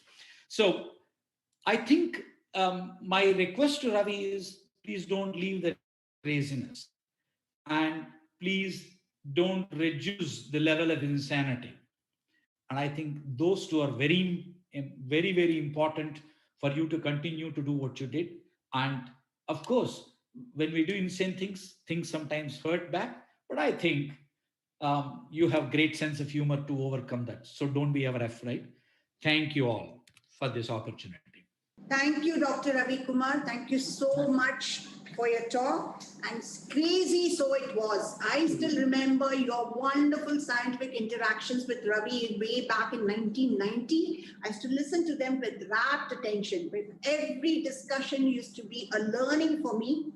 And it certainly has been a journey, both of you together. So thank you once again. And if there are any questions for you, would you like to answer? Are there any? Yeah, sure. I don't think there are any questions. Right? Okay, thank you. I would like Dr. Ravi to comment.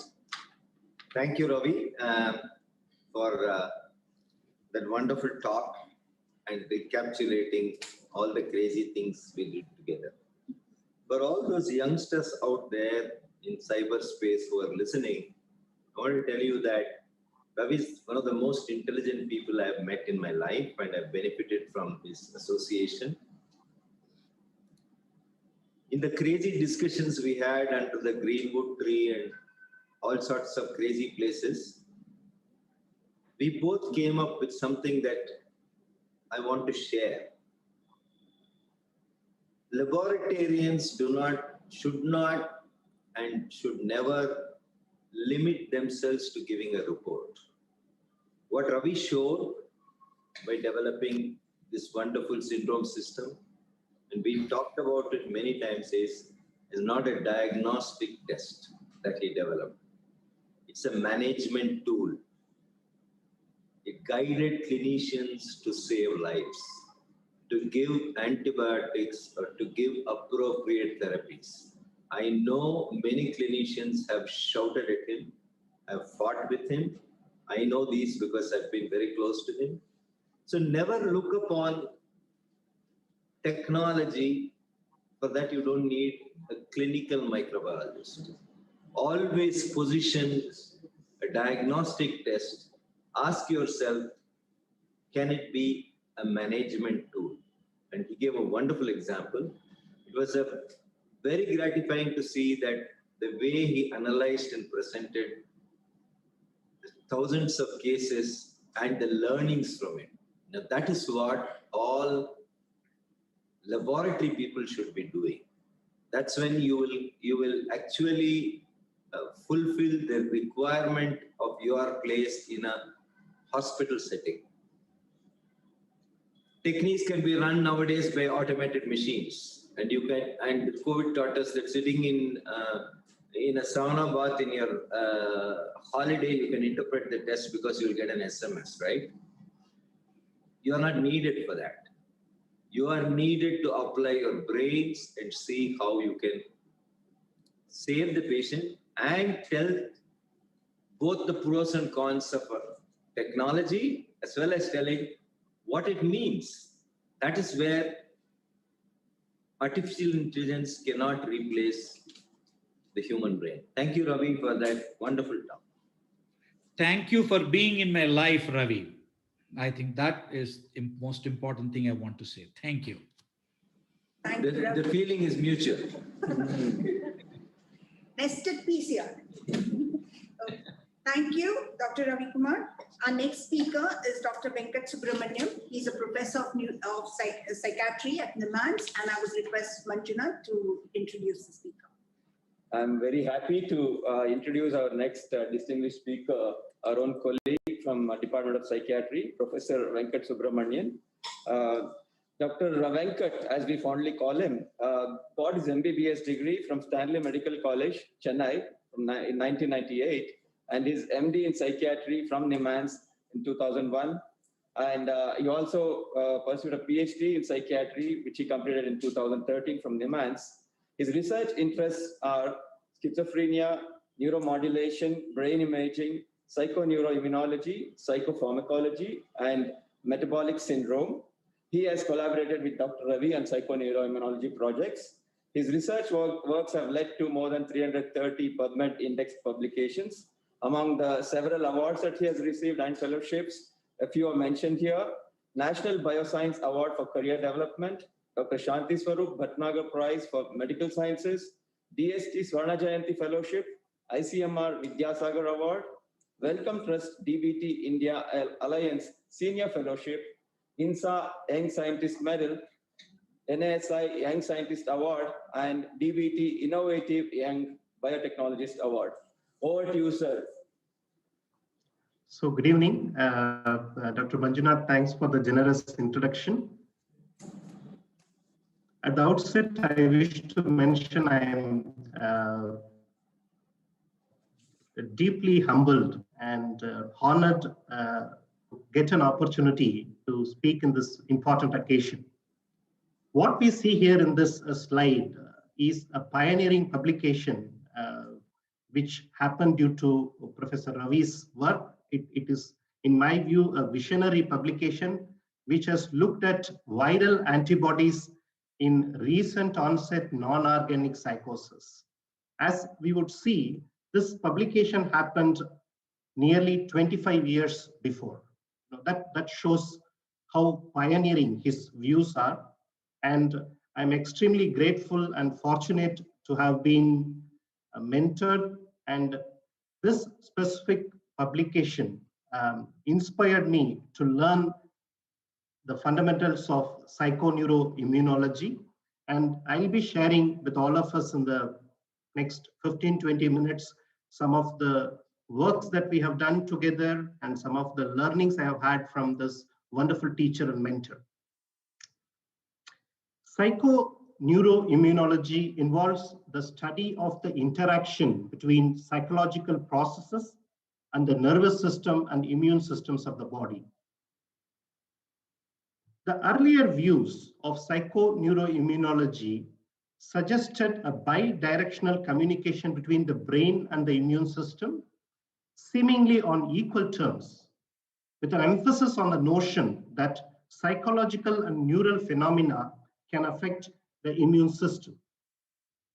But what has happened recently is the psychoneuroimmunology is being reconceptualized to an extent with the term immunopsychiatry.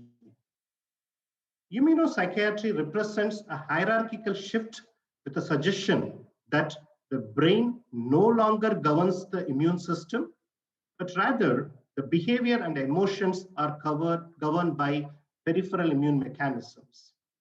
There are certain path-breaking research reports which basically involved animal model research, as well as observations in clinical studies in which patients exposed to cytokine therapies developing depressive symptoms. So these are some of the initial observations that led to this paradigm shift in terms of our understanding with regards to psychoneuroimmune interactions. Specifically with respect to schizophrenia, what has been summarized in the slide very clearly shows the history of link between immune system and psychosis has been quite profound, and it has been observed as early as in late 1800s, an association between several infectious etiology and either the risk for psychosis or surprisingly cure for psychosis. There are also reports of so-called post-influenzaal psychosis, in which some of the clinical manifestation matched with what we call as schizophrenia in these days, whereas in the earlier days it used to be called as dementia precox.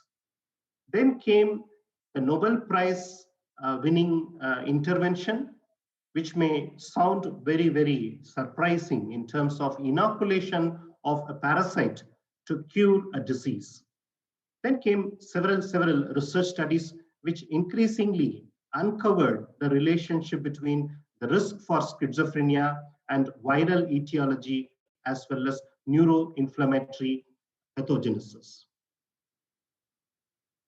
If one has to summarize some of the important observations which made people to think the relevance of neuroimmunopathogenesis in schizophrenia, the following are some of the key points. Number one, prenatal maternal infection increasing the risk for schizophrenia as much as by 3 to 7 times.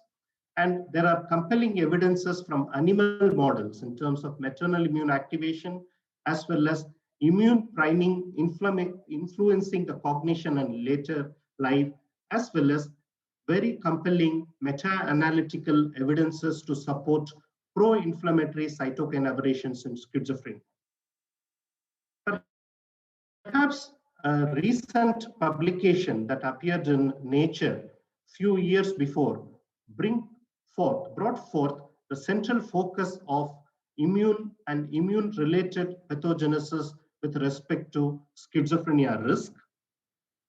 And that basically took us again into the nice concept of gene-environmental interaction and how nature and nurture interact with each other towards not only the development, but also the aberrations in development.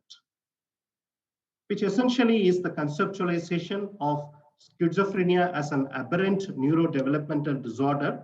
And if we look at several important contributors towards the origins of aberrant neurodevelopment, recent studies compellingly indicate maternal immune activation to be a major factor that results in aberrations in brain development.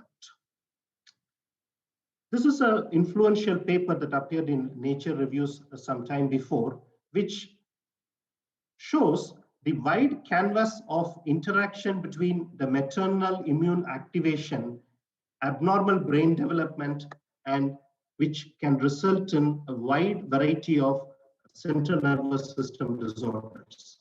What is very interesting to note here is, apart from heightening the risk for severe brain malformation and certain diseases like cerebral palsy, now we know that such maternal immune activation sequelae can go further beyond in early childhood in the form of autism spectrum disorder, and in puberty and post-puberty in the form of schizophrenia, and very surprisingly, even age-related sporadic neurodegenerative disorders like Alzheimer's and Parkinson's can be tracked backward towards the roots in terms of maternal immune activation. So that is one significant development which has happened and which is worth pursuing to understand the complexities of these disorders. Because of the maternal immune activation, there occurs an imbalance in the fetal cytokine profile that perhaps is one of the important root causes for the genesis of these disorders. And once the brain is aberrantly primed due to adverse fetal environment, what happens around the time of puberty is several types of stressors, which we call as the second hit, that culminates in the genesis of schizophrenia. And now there are profound and comprehensive theories which can explain how different facets of the manifestations of schizophrenia can be tracked to the immune pathogenetic basis.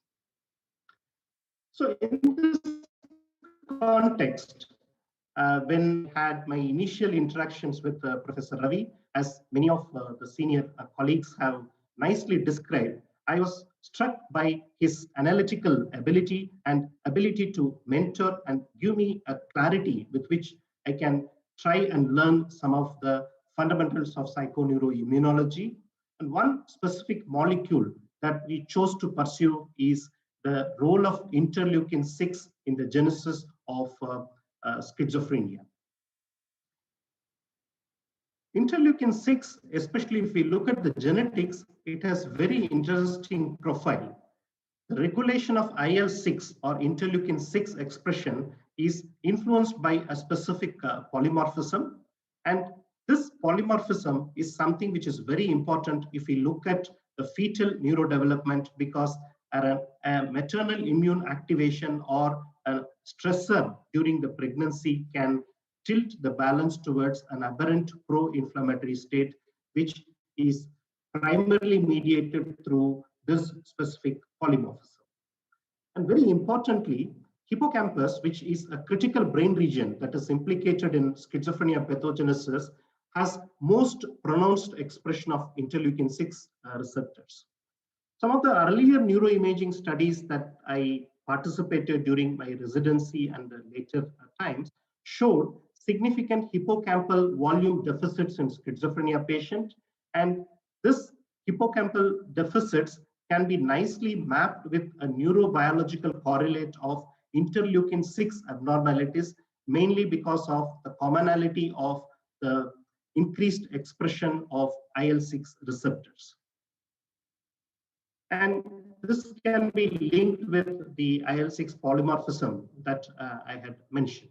So we went on to do some studies that examined the cytokine profile in untreated schizophrenia patient.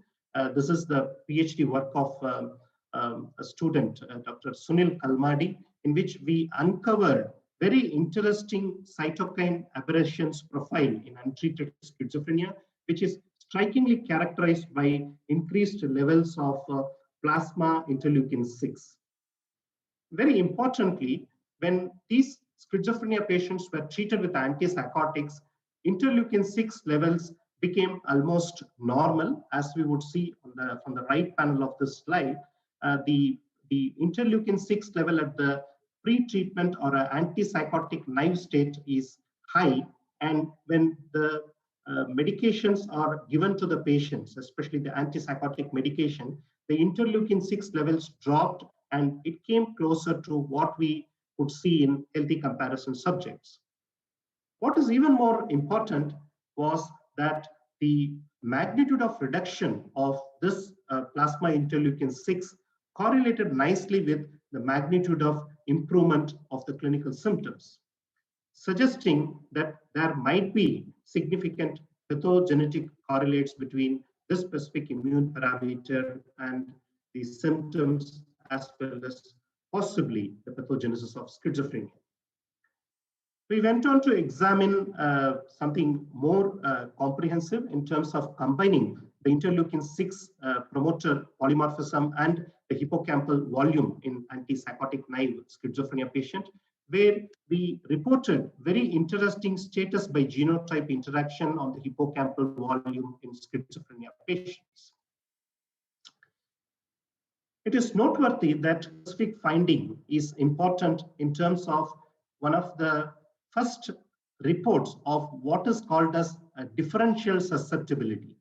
That is, the genetic variations which increase vulnerability to psychopathology under adverse environmental condition can act in advantageous ways on psychological functioning when the environment is supportive. That is, the kind of impact the interleukin-6 gene polymorphism had on patient, which resulted in hippocampal volume deficit, was seen diametrically opposite in terms of its effect in healthy controls. In the sense, the healthy subjects had an opposite profile in terms of the G homozygote polymorphism having larger volume of hippocampus in healthy control. So this is something which is called as a differential susceptibility hypothesis, which is very different from the commonly pursued stress diathesis model. Now, apart from these observations, there are a host of other studies that we did, and I was quite fortunate to be guided by him in several of these studies, through which we were able to build a model for schizophrenia, which is summarized in this slide, where the proposal is the gene and environment interact together, and this in turn results in persistent activation of the glial cells in the brain, which at one level results in increased levels of interleukin-6, and also this can result in deficient neuroplasticity factor, which in turn lays the foundation for the genesis of schizophrenia in terms of pre-onset neural network abnormalities, and when at the time of peripubertal events, especially the stressful events and so on and so forth, can result in the culmination of clinical symptoms of schizophrenia. And this model has profound translational implication, but to reach that kind of rigorosity in terms of translating some of these findings to the clinic, there are several important research questions that are worth pursuing, especially over the next decade or so. Some of the questions that I have summarized here are, is increased serum concentration of pro-inflammatory cytokine a cause or a consequence? Can we use these inflammatory markers to pick up psychosis at a very early stage, say in the prodrome? Can these inflammatory processes explain cognitive deficit? And some of the other questions that are worth pursuing is the interesting link between the gut microbiome and inflammation and some of the disorders like schizophrenia. And very importantly, from the translational perspectives, does control of inflammation lead to clinical improvement in psychosis? And can we stratify patients based on the immune phenotype, which in turn can help in arriving at certain predictive biomarkers? And another important question, which is of topical interest, is whether the COVID-19 is going to have a significant impact on schizophrenia, not only in its course, but also in its origin. Sir, I think people like me, students like me, of yours, need your continued guidance. And we are inspired by your pioneering work, visionary teaching. So we hope to be continuously associated with you, guided by you to answer at least some of these questions. And with these words, I would like to thank you again, sir, for all your teaching and mentoring. It means a lot to me. And I also wish to thank several of my teachers and colleagues who helped me to do this work. And most importantly, several of the students, many of them are mentored by Professor Ravi. So we all owe a lot to you, sir. And the students here are a kind of examples, how much we have learned from you, we have cherished your teachings, and we continuously seek your guidance. Thank you. Thank you again.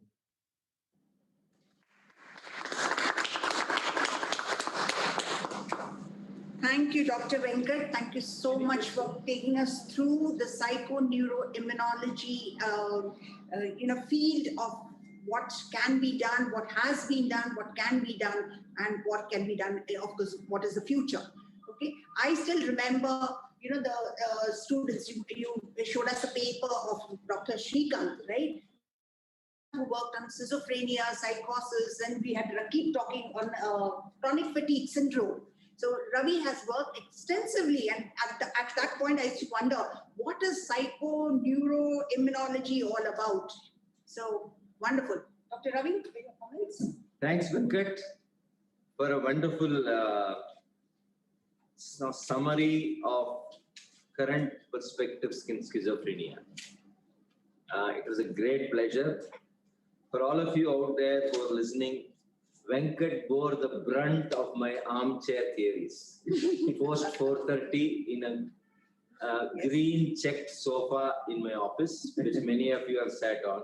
I used to call him at 4:35. Fortunate to be, sir. And we used to end somewhere at 7:30. All hypotheses pulled out of thin air. Nothing was. But then Venkat systematically converted all those crazy things that we thought about into experiments, and you see the kind of work he has done. Again, I've been very fortunate, like I told, with Dr. Ravi Kumar. I also want to say that Venkat is one of the most brilliant people I've met in my life, coupled with great humility. I've learned many lessons in humility from Venkat. Venkat, before I close my comments, when are we starting the COVID registry of pregnant women? And when are we following up all the children born to COVID mothers and serially do MRIs, blood sampling? So from December 1st, I'll be in your office. We'll get cracking. Yes. Yes, sir. We should start. Because in 10 years' time, in 15 years' time, I know we discussed this after swine flu pandemic. As Venkat said, the origins of relationship between viruses and psychiatric illness goes back to the Spanish flu 1918 pandemic. Most psychiatric textbooks talk about it. At that time, we did not have this kind of technology and evidence building. Now we have. Yes. So maybe in the next 10, 15 years, we can either prove or disprove our armchair theories. Thank you. Thank you, sir. Until then, we can talk about it. I'm sure your talk has stimulated a lot of young minds today, on psychoneuroimmunology. Thank you, Venkat. Thank you. Now move on to our next speaker, Dr. Padmini Chikungunya, and I request Rita to introduce Dr. Padmini. It's my pleasure to introduce Dr. Padmini Chikungunya, who is currently a Senior Program Officer in Global Health at the Bill and Melinda Gates Foundation. Padmini trained in internal medicine at the Cornell University Medical Center and Infectious Diseases at the University of California, San Francisco. She served in the Epidemic Intelligence Service at the US CDC. She also has an MPH in Epidemiology from the University of California, Berkeley. In her current role, Padmini serves as the Respiratory Syncytial Virus Initiative Lead, focused on developing effective interventions to prevent mortality in young infants. She also serves as a lead for the Foundation's cross-cutting antimicrobial resistance program. She's also leading the Foundation's engagement on COVID-19 in South Asia. Padmini has previously served as medical officer for HIV treatment in the WHO Southeast Asian Regional Office, where she led the HIV drug resistance surveillance and prevention program. Prior to joining the Gates Foundation, Padmini was with the US Centers for Disease Control and Prevention as a senior medical epidemiologist, where she led CDC's AMR platform in India and also served as the CDC India lead for infectious disease surveillance. It was during this period that she worked closely with Dr. Ravi and his team on the AES surveillance project in India. Dr. Padmini, please. Thank you. I'll just share my screen. Yeah. Can you go to full screen, Padmini? Yeah. How's that? Yeah. Yes, wonder. Okay, great. Sorry about those technical difficulties. It's my great pleasure to join this symposium and honor Ravi, who is both a dear colleague, a very good friend, and a lifelong mentor. I don't know if actually many know, I first met Ravi when I was working on HIV, which was 20 plus years ago, and I had come to India actually during the end of my residency training, and met Ravi at an HIV meeting and thought I didn't know all of the community then in India for virology. And in this large meeting, there were many people talking. And I said, who is that? He's making so much sense. And so over the years, when I came back and started working in HIV in India, Ravi and I had a chance to interact more. And it was my great fortune when I finally joined CDC back in 2012, at the end of 2012, that we got to work so closely together on encephalitis, as Rita mentioned. So here I'll present a bit on in infectious disease surveillance, and I've titled it Progress and Possibilities for Public Health. And you'll see actually that each of the things I speak with are experiences that I've been able to share with Ravi. So I'll talk a bit about, or I'll talk in most detail about the acute encephalitis syndrome work that we did together, and really what does that mean in terms of what systematic surveillance can do even at the district level. I'll then go on to talk about the work that we continue to do with Ravi now in my new role at the Foundation on bacterial meningitis surveillance, and showing how we leverage and link existing surveillance platforms to other surveillance priorities, that surveillance isn't in a vacuum or in an isolation. Then I'll speak briefly about genomics in surveillance and addressing the unknown, which is already a question that Ravi and all of us have been thinking about for some time. And then I think in the public health context, I would be remiss if I didn't reflect a little bit on COVID-19 and the lessons and even the opportunities that we have right now.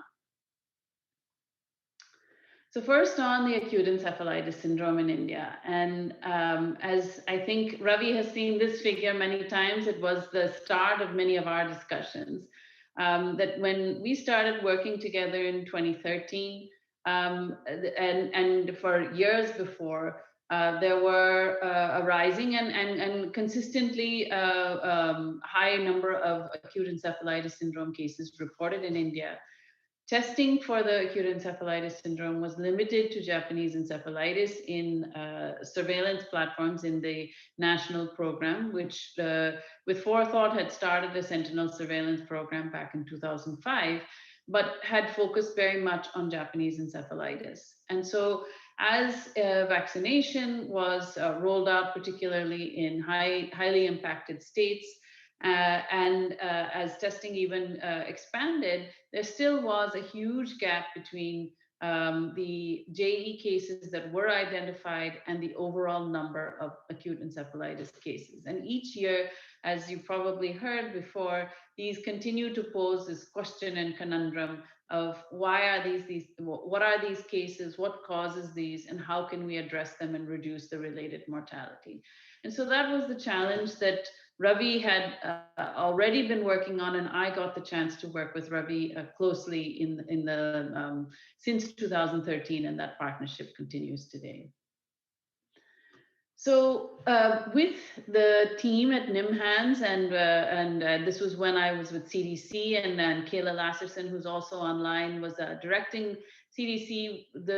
All of us together with NIMHANS as well as with NBVDCP colleagues really looked at this in a collaborative way and thought about how can we address this question of what causes all of these AES cases, and how can we begin to shed some light on this to better enable better public health and clinical response. And so that manifested in establishing what we called an enhanced surveillance network for acute encephalitis in India. And on the left, you can see that this surveillance platform was focused in 3 states, Uttar Pradesh, West Bengal, and Assam, where the majority of AES cases have been reported in India over the last number of years. What the platform did was a few different things. First and foremost, it was really a capacity building and strengthening, a system strengthening platform. And I think Ravi never lost sight of that we have a question, we need to answer that question, but what we do to try to answer that question should be something that actually leaves a legacy behind and strengthens a system such that that the overall system is strengthened and can answer other questions as well. And so the approach was to work with selected districts in each of these states.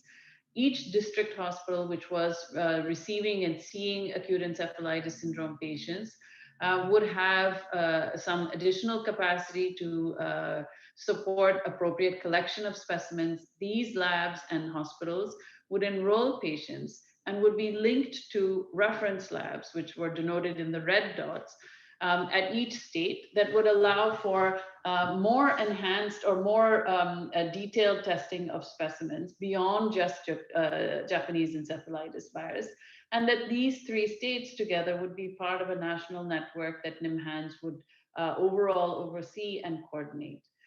And so on the right, you can see this flow diagram that we developed and actually modified over time, because this was, as all surveillance should be, really a dynamic process. And so in contrast to the normal state of affairs where a suspected AES case would be seen in a hospital, CSF and blood, or rather serum, would be collected and hopefully collected and tested just solely for JE, IgM in the CSF and the sera. There was a number of other specimens that, or a number of other pathogens that we tested for.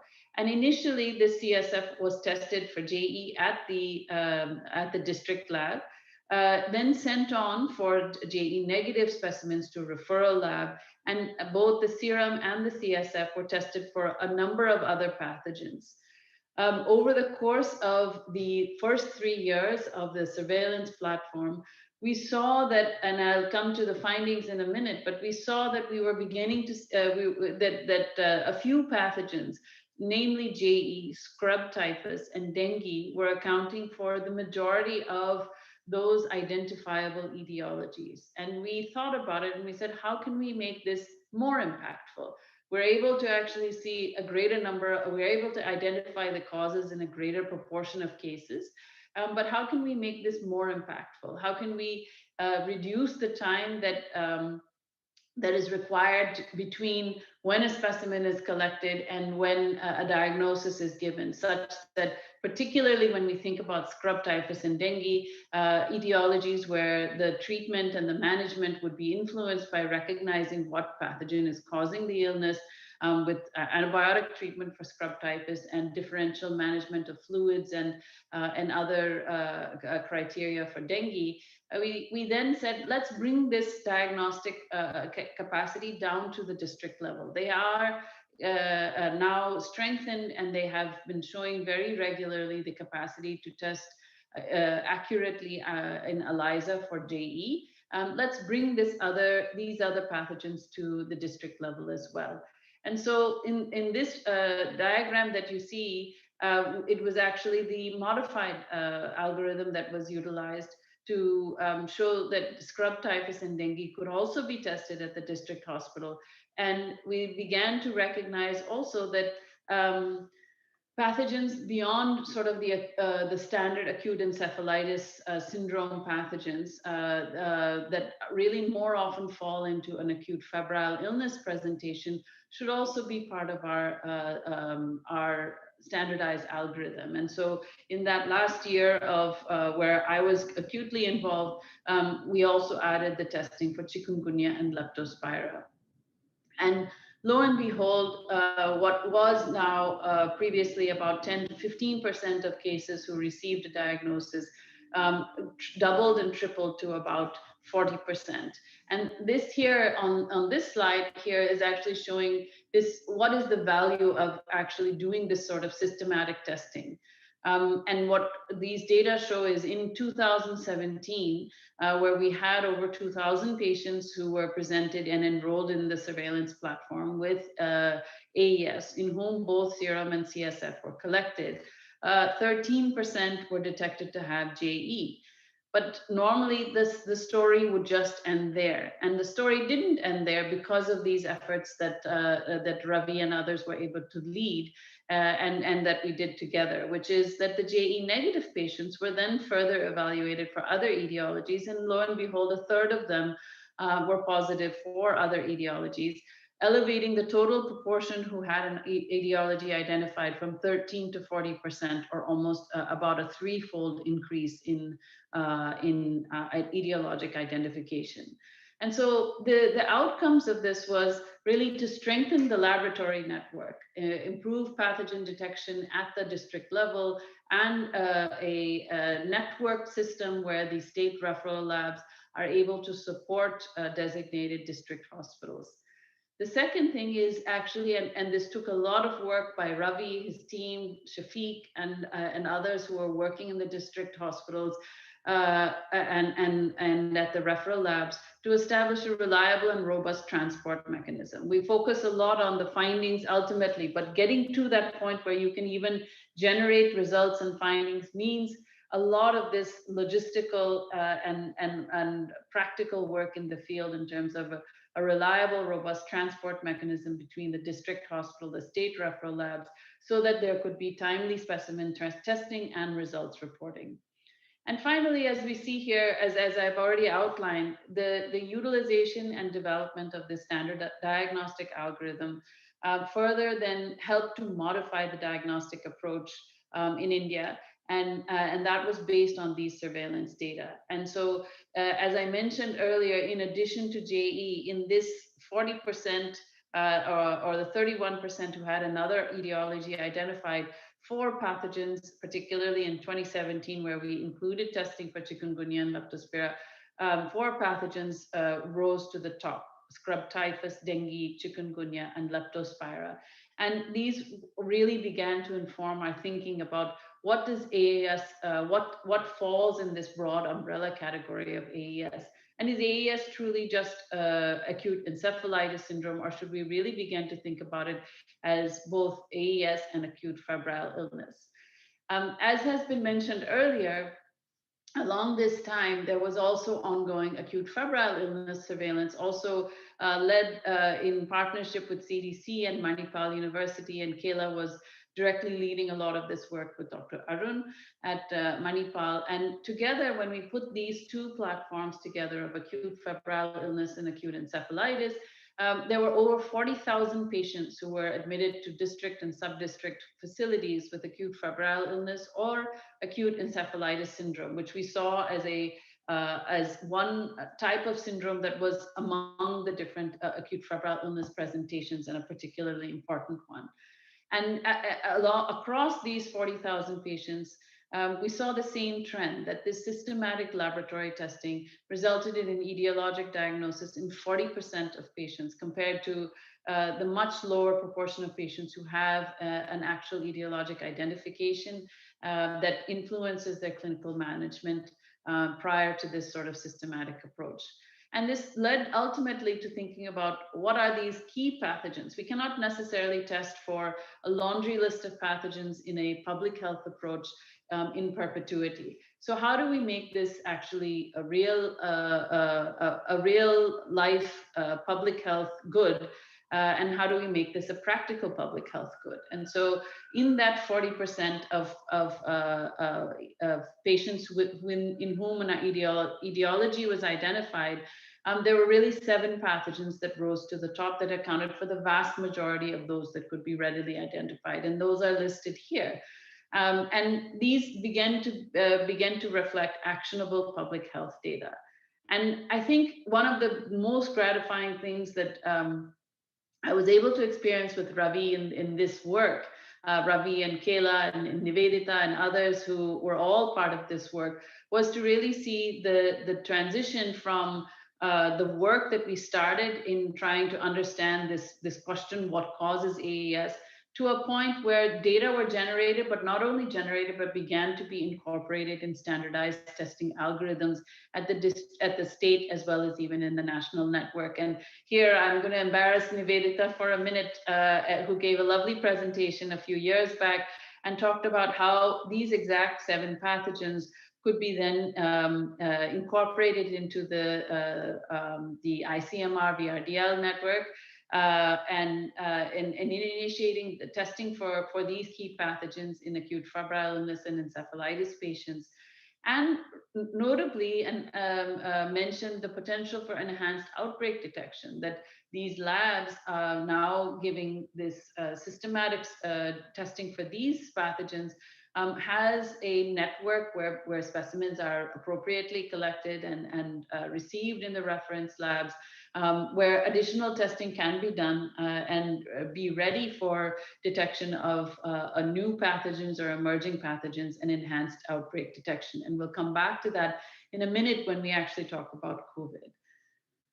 So I want to move from there, which was many years' work summarized in a handful of slides, and perhaps some of the most gratifying work I've been able to contribute to and had the fortune to contribute to in my career, and in large part because of the collaborative, humor-filled, and very humble approach that Ravi took and led in this effort.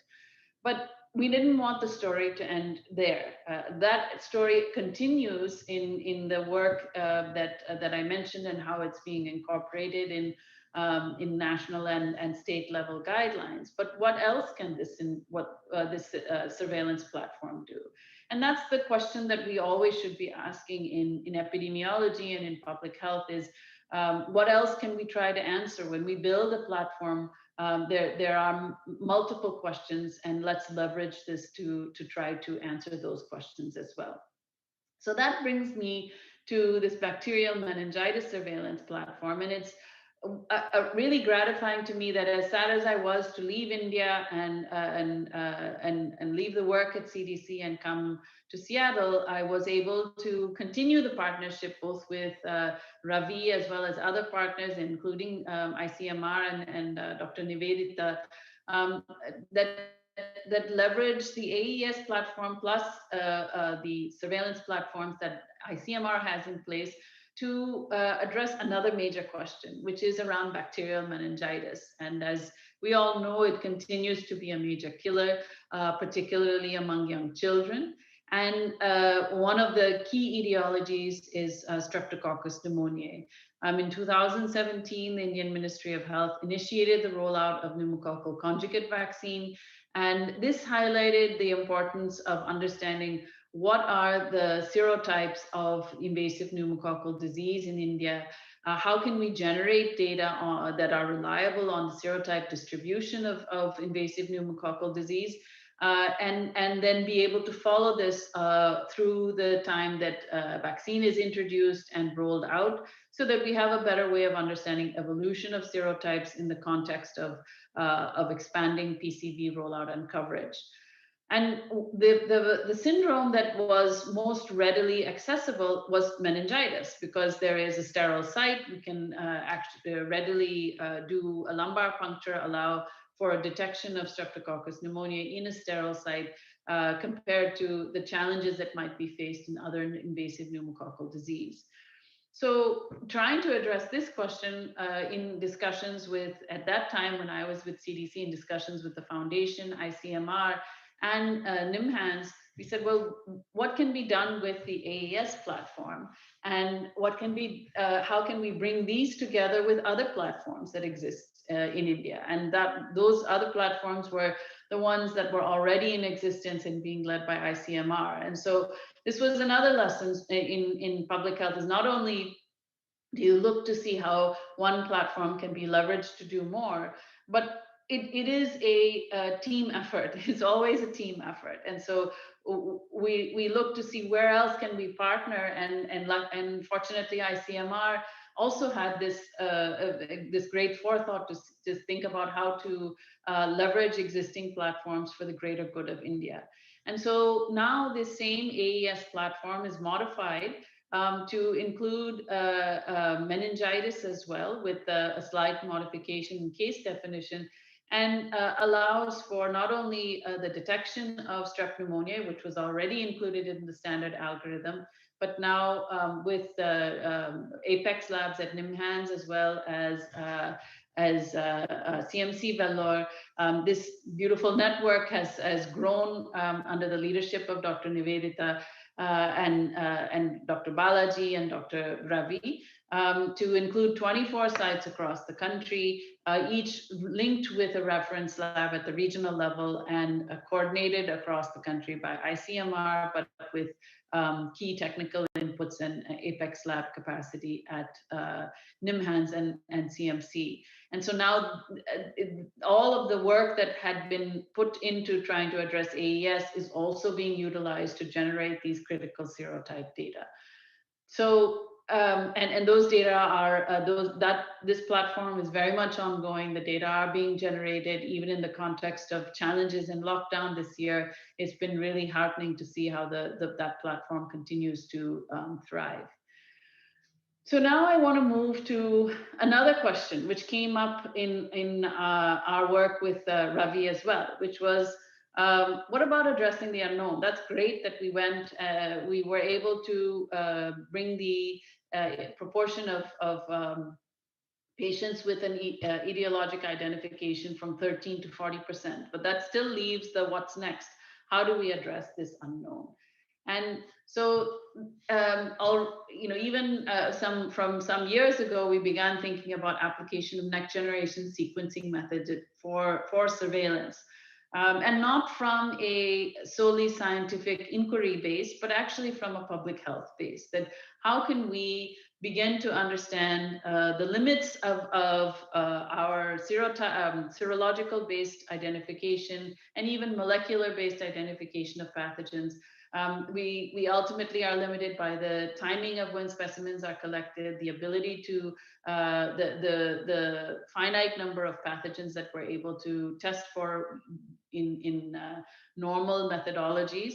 So how can we apply whole genome sequencing methods for pathogen discovery in undiagnosed cases, and utilize this in the acute encephalitis platform, as well as potentially incorporate it into outbreak response. And so this is now a next level of effort that's happening, both for NIMHANS as well as in other settings as well, to for the acute encephalitis syndrome platform, to say what can we better understand about the pathogens that that we were not able to, for the cases in which we were not able to identify a pathogen.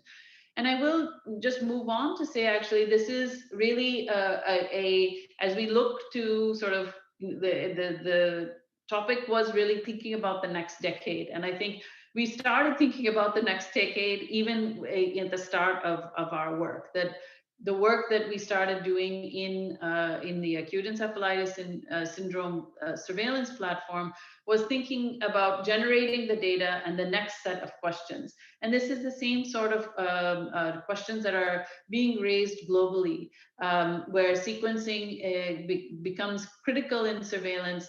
And I wanted to mention in this context, this is not an issue that is solely being discussed in the subcontinent, but also across the African continent, with the establishment of a pathogen genomics initiative. The foundation is involved here and working with Africa CDC with this idea of developing a partnership to access next generation tools and expertise to strengthen public health surveillance and laboratory networks across Africa. With the vision to basically integrate pathogen genomics as well as bioinformatics into surveillance, outbreak investigations, and improve disease prevention and control. And so I wanted to share this because these are the exact priorities that we started outlining some years ago, and is the same sort of vision that is propelling this work in not just India, but other parts of the globe as well.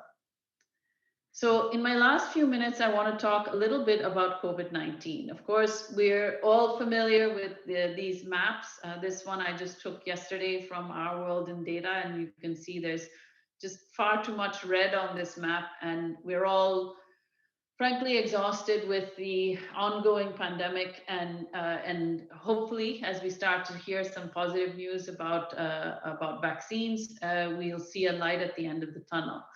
But in as much as it's been a hero's effort on so many, including Ravi and ICMR and other partners in India to address this epidemic, it has also shown what is possible when surveillance platforms are in place, and how can they be mobilized quickly to address this issue. I want to mention a couple of things. One is that in this crisis, there has been bright lights of scientific collaboration and speed, as well as an opportunity to think about how can we have this be a paradigm shift. This figure I've taken from the nextstrain.org website, which I suspect many are familiar with. This just shows the massive number of strains that were actually sequenced from across the world and shared with other partners, so that both at a local level and a global level, we collectively, the entire public health community and global community, could better understand the genomic epidemiology of SARS-CoV-2 for the better of all of us and the better of local control. And ICMR and the sequencing capacities in India are also reflected in this very colorful graph or figure. So, but what, I want to end on what surveillance lessons can we take from the pandemic. So the pandemic, I think, and I end here because it really ties us back to the same issues that we started to learn in addressing AES. The pandemic has illustrated the importance of a strong laboratory surveillance and diagnostic capacity. And the very fact, for example, that India had this strong Vrdl network and was able to scale up testing rapidly is a testament to the importance of laboratory systems and networks. And that surveillance capacity is just as important to detect new pathogens, characterize circulation of existing pathogens, as well as understand co-circulation of other epidemic and endemic pathogens that don't necessarily disappear during the time of a pandemic. So what do we learn from this? Well, the basics. The basics are establish and strengthen tiered laboratory systems, strengthen molecular diagnostic capacity in service of public health, ensure these strong specimen transport systems, because not everything can be done at a district level, and districts and lower level facilities need to be supported in capacity at the local level, but also need to be supported for what cannot be done there. And finally, supporting systematic and interconnected data collection. What is collected in the field should not remain in the field in terms of information, but it is information that should be used across locally as well as at a national and potentially even global level to address the key public health problem of the day.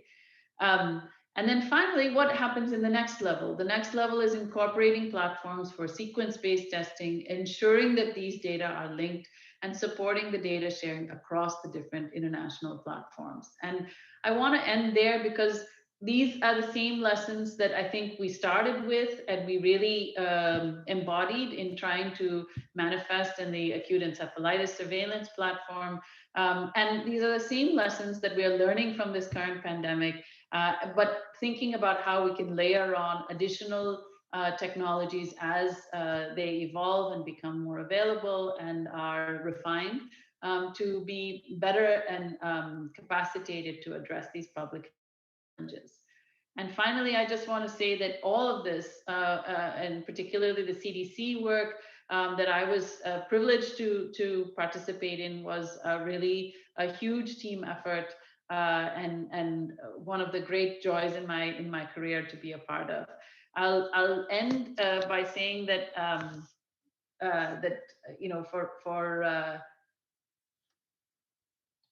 for Ravi, that you continue to be a true friend and partner, and it's just been such a joy to work with you over these years. I really hope that with this next stage, we get to continue this partnership. And I know that it will continue because you have too many wonderful ideas that we'll need to tackle and partner together with for the greater good of public health. So thanks so much.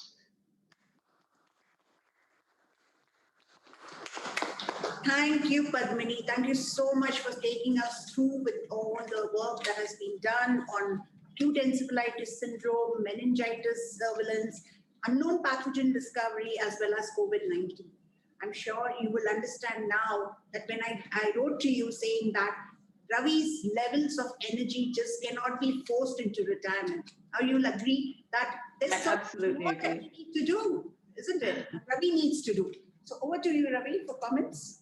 Any questions, Risha? Thanks, Padmini, for that great talk. Again, all the people who spoke today, I've learned a great deal from them. More importantly, I've enjoyed working with them, conspired with them to get some things done if we want. Padmini will know that. Whether it's a policy change or whether it is putting a system in place, we did a great deal of it. I think Padmini left a very profound message that surveillance is here to stay and it has to be used. Most importantly, all actions related to public health should be data-driven. I think that's something that we enjoyed doing together, Padmini. This is for the youngsters. Data tells stories. It's for you to seek out the story and interpret it properly. One of the greatest fortunes I've had in life is learning data interpretation and using data for driving interventions. The maximum of that I've done in the last 10 months. And I'm very grateful to COVID for that, because all the 30 years of working and experience came in very handy in the COVID interventions that we did in the state of Karnataka, and there were so many people who were willing to listen to a madman from NIMHANS. So that was the bonus. Thank you, Padmini. And of course, I look forward to working with you in future as well. Thank you, Padmini. What time is it there in the US now? Now it's about 6:30, so not so bad. Oh, sorry to wake up. Not at all. I wouldn't miss this.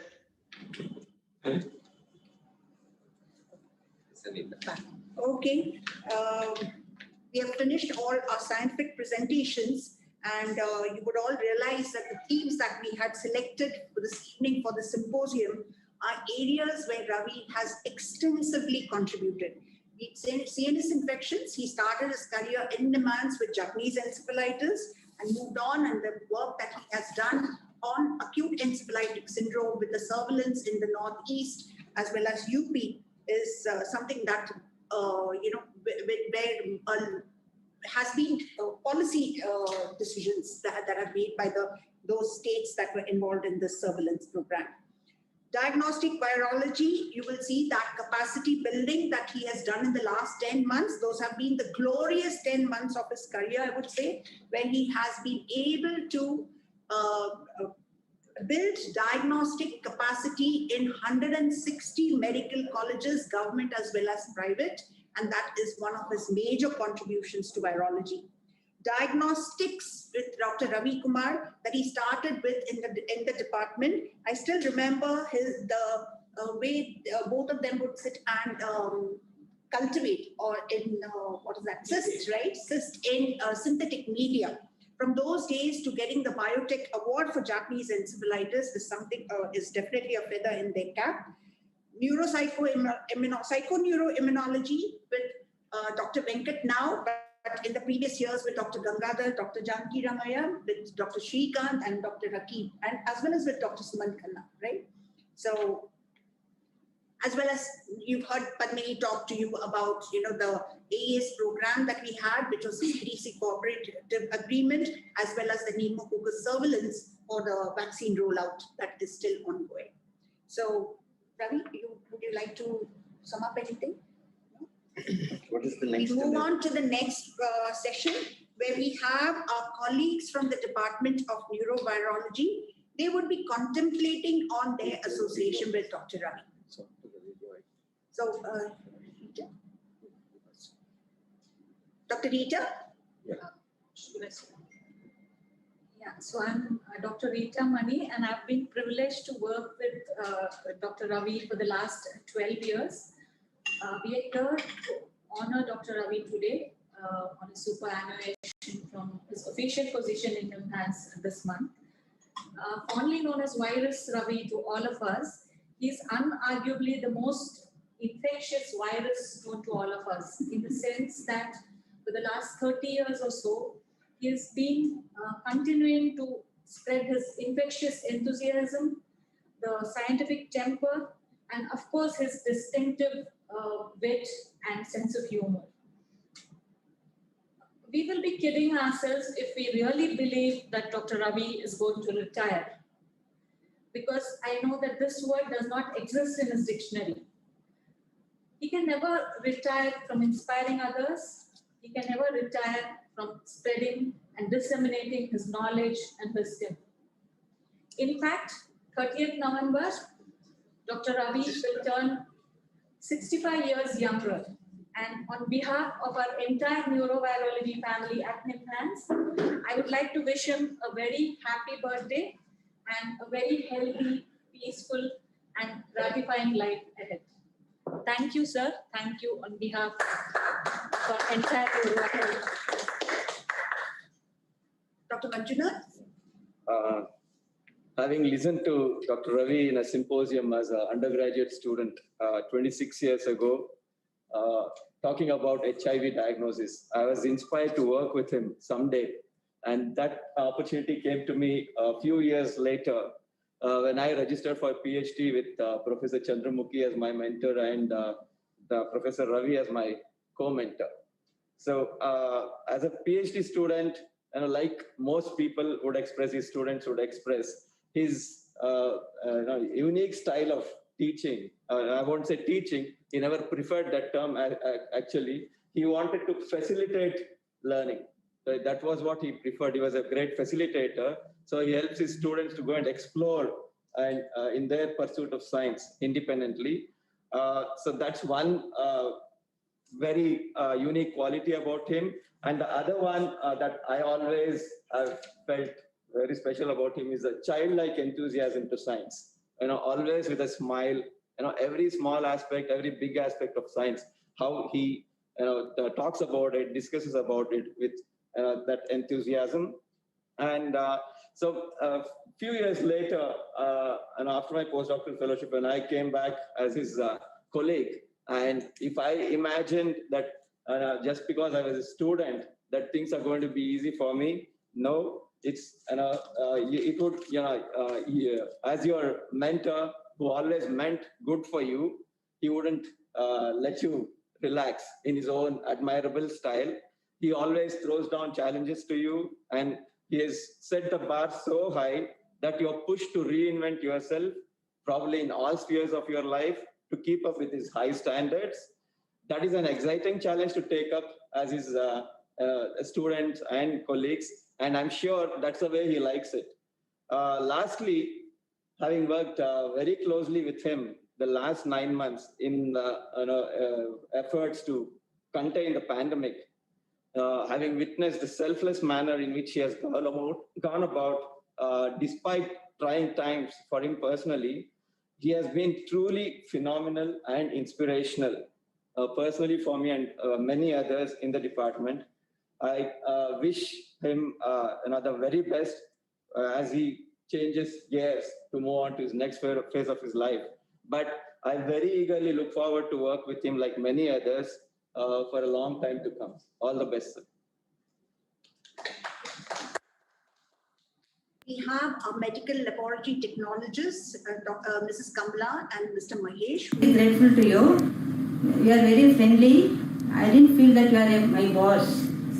I worked with you for 30 years. So thankful for everything. Happy retirement life. And it was a great time for me to work under him for the last 25 years. And I wish him happy retirement life. Thank you. Activity. The alumnus of the Department of Neurovirology who have been placed at different places, who have passed out, who have received their PhDs from NIMHANS with Dr. Ravi as a mentor or as a joint guide, have settled in different places. Some of them are postdoctoral fellows in the US. Some of them are working at the National Institute of Virology, the Department of Biotechnology in India, and we have connected with the alumni, and let's see what they have to say about Dr. Ravi.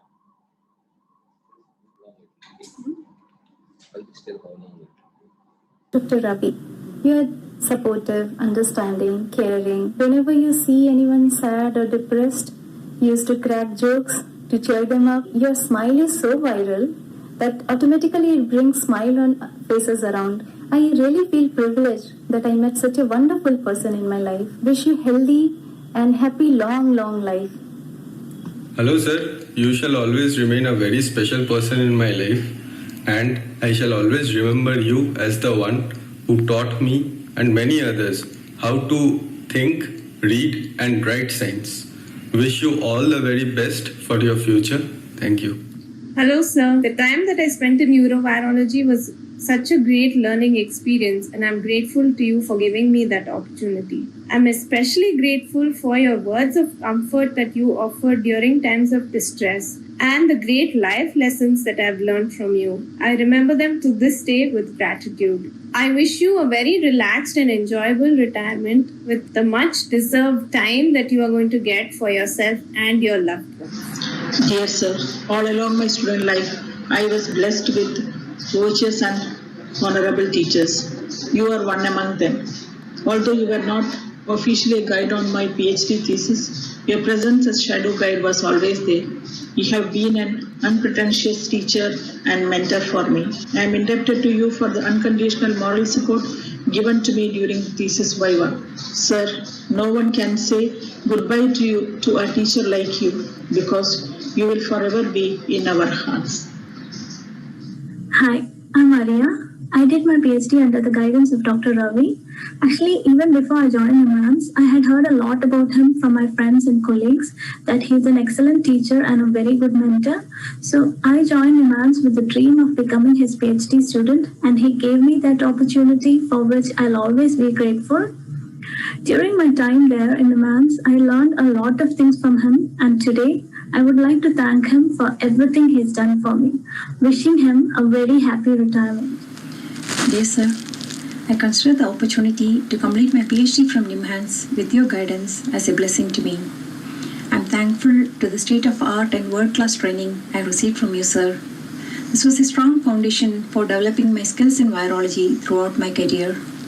Despite your busy schedules, you're available for each one of us for continued guidance, strong support, and the care that has enriched our career and life. Thank you so much for enlightening each one of us. I wish you a happy and healthy life for the future. Thank you, sir. Thank you for your endless patience, support, motivation, and persistence. You helped me become the person I am today. Professor Ravi, sir, thank you for starting the Department of Virology in 1985. I liken the department to the glacier, which actually irrigates scientific minds globally. And I want to thank you for choosing me to be a part of that, a small drop in that ocean of the glacier.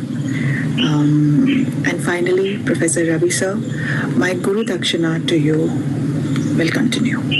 Thank you. Thank you, sir, because of thank you for being our guide, mentor, and you taught us so many things so that we are self-reliant now. So thank you so much and take care of yourself.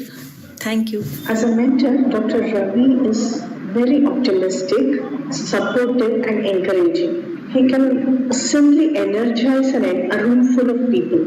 And as far as he is concerned, there are no problems. There are only challenges which can and will be overcome. I wish Dr. Ravi a very productive and fruitful retirement.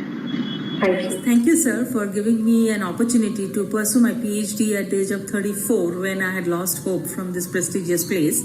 I still remember, sir, for his jovial nature, his positive attitude towards any kind of negative results from experiments, and especially his calling me Ki Holo Shoma Didi in his broken Bengali.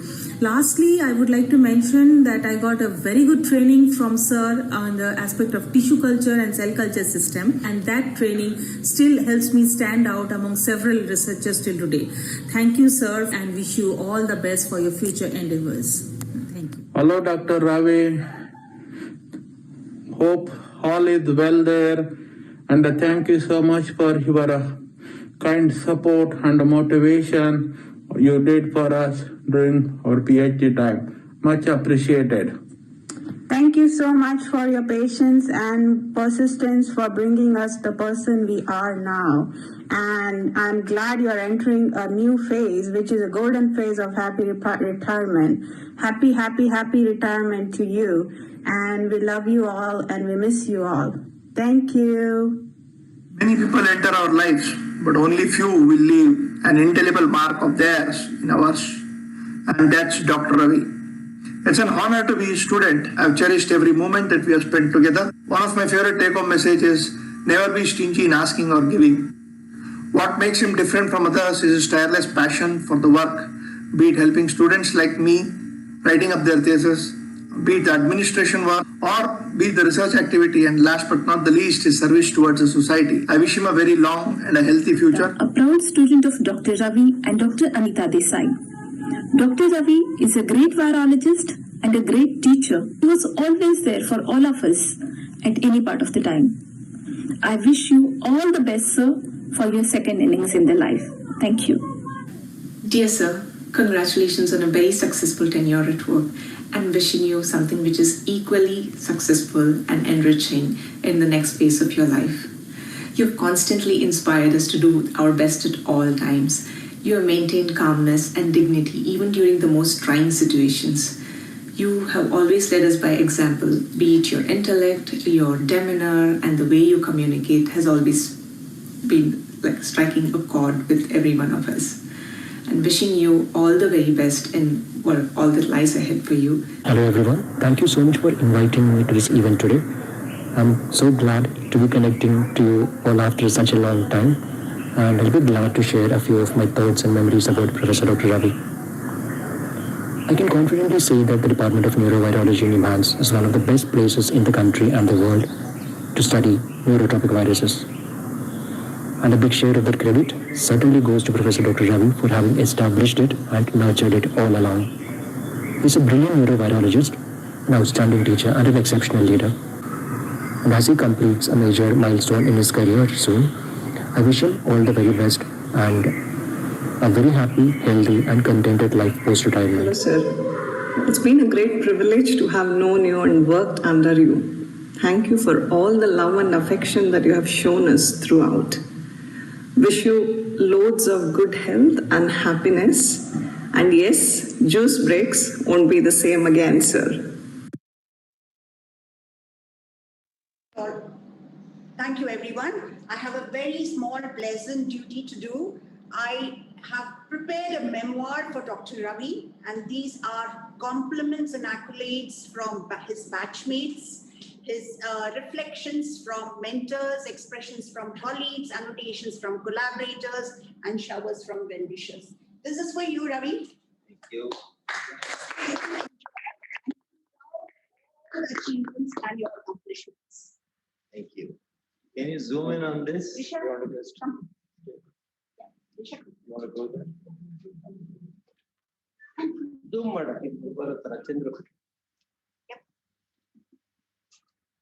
I think this is the PhD thesis of Anita, the second one.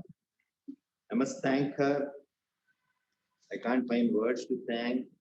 A noble thought, a wonderful idea to put together so many things, collecting messages from so many people. This is probably one of the most cherished things that I will carry with me. Thank you so much, Anita. And Anita was my first PhD student. Of course, more than that, a great true friend and colleague. Risha is my 25th student. Both of them conspired to do this. Thank you very much.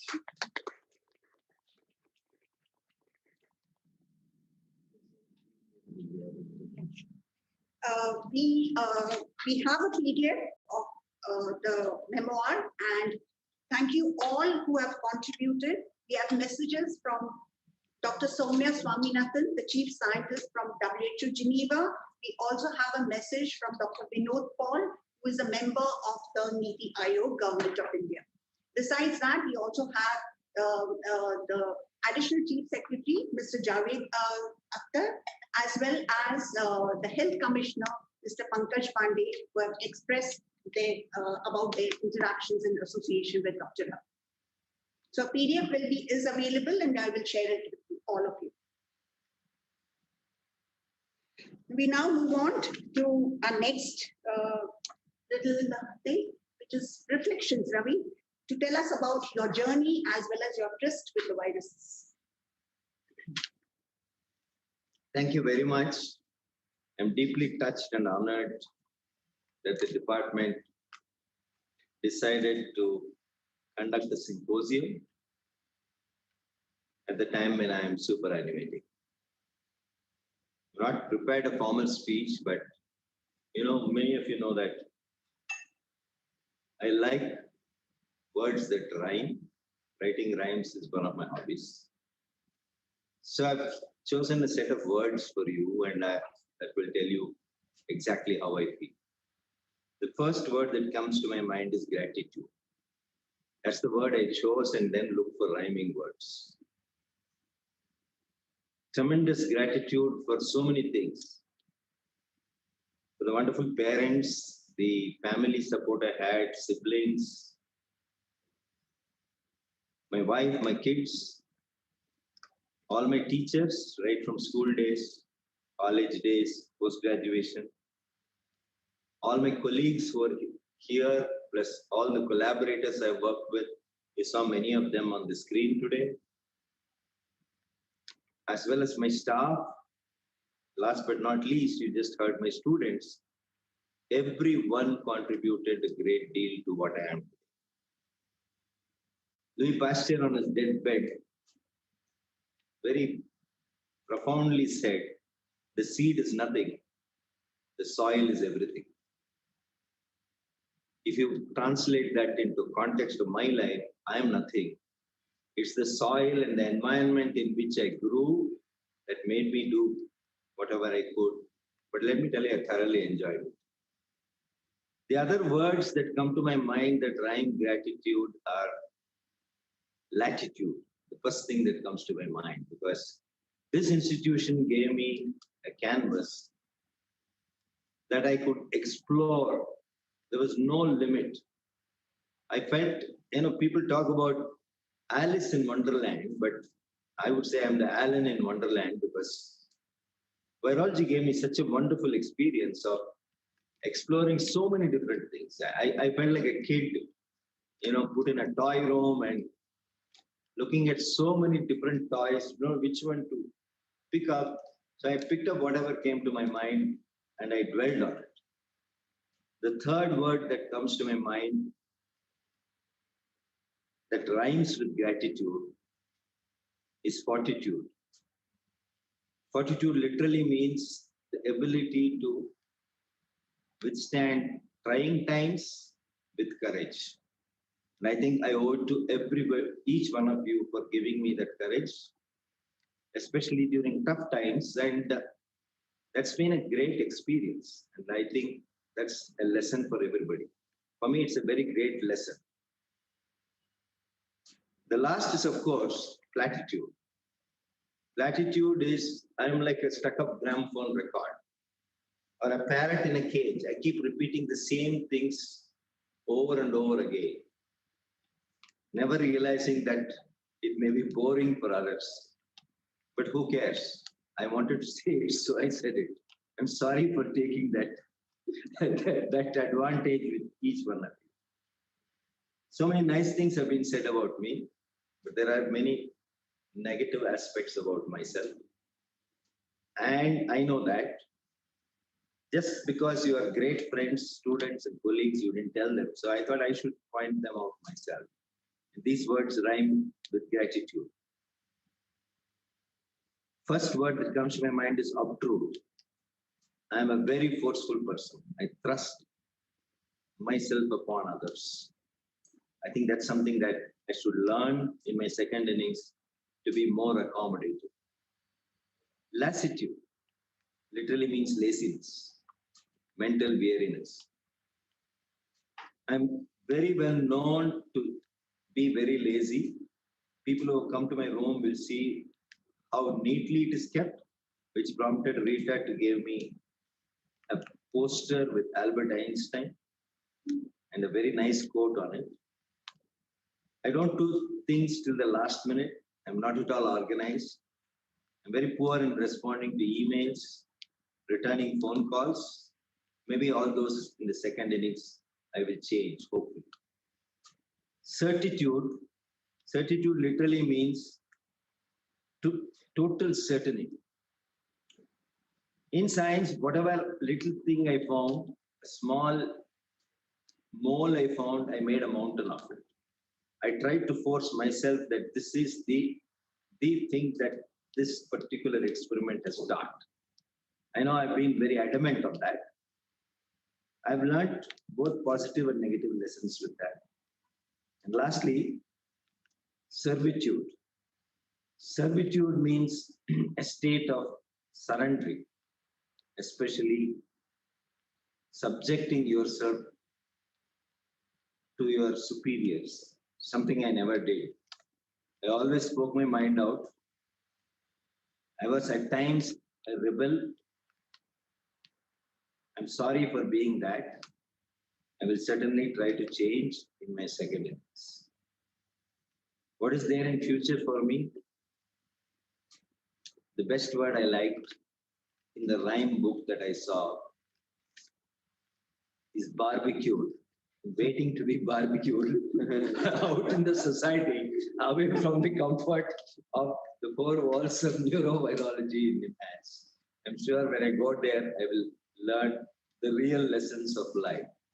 Thank you all for making my life such a very pleasant experience, more importantly, for making my journey so comfortable. Each one of you have contributed, those who are here, those who are online, those who are not online, hundreds and thousands of people who taught me and who continue to teach me that the first thing you have to be is a good human being. Thank you all.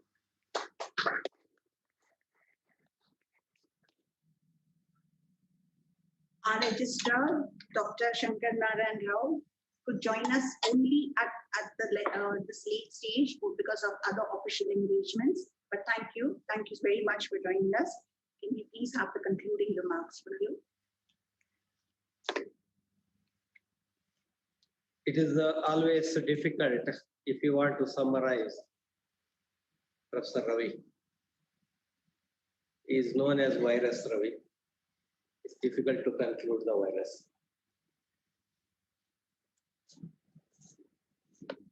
I saw him from last 31 years as a student at NIMHANS and as a colleague.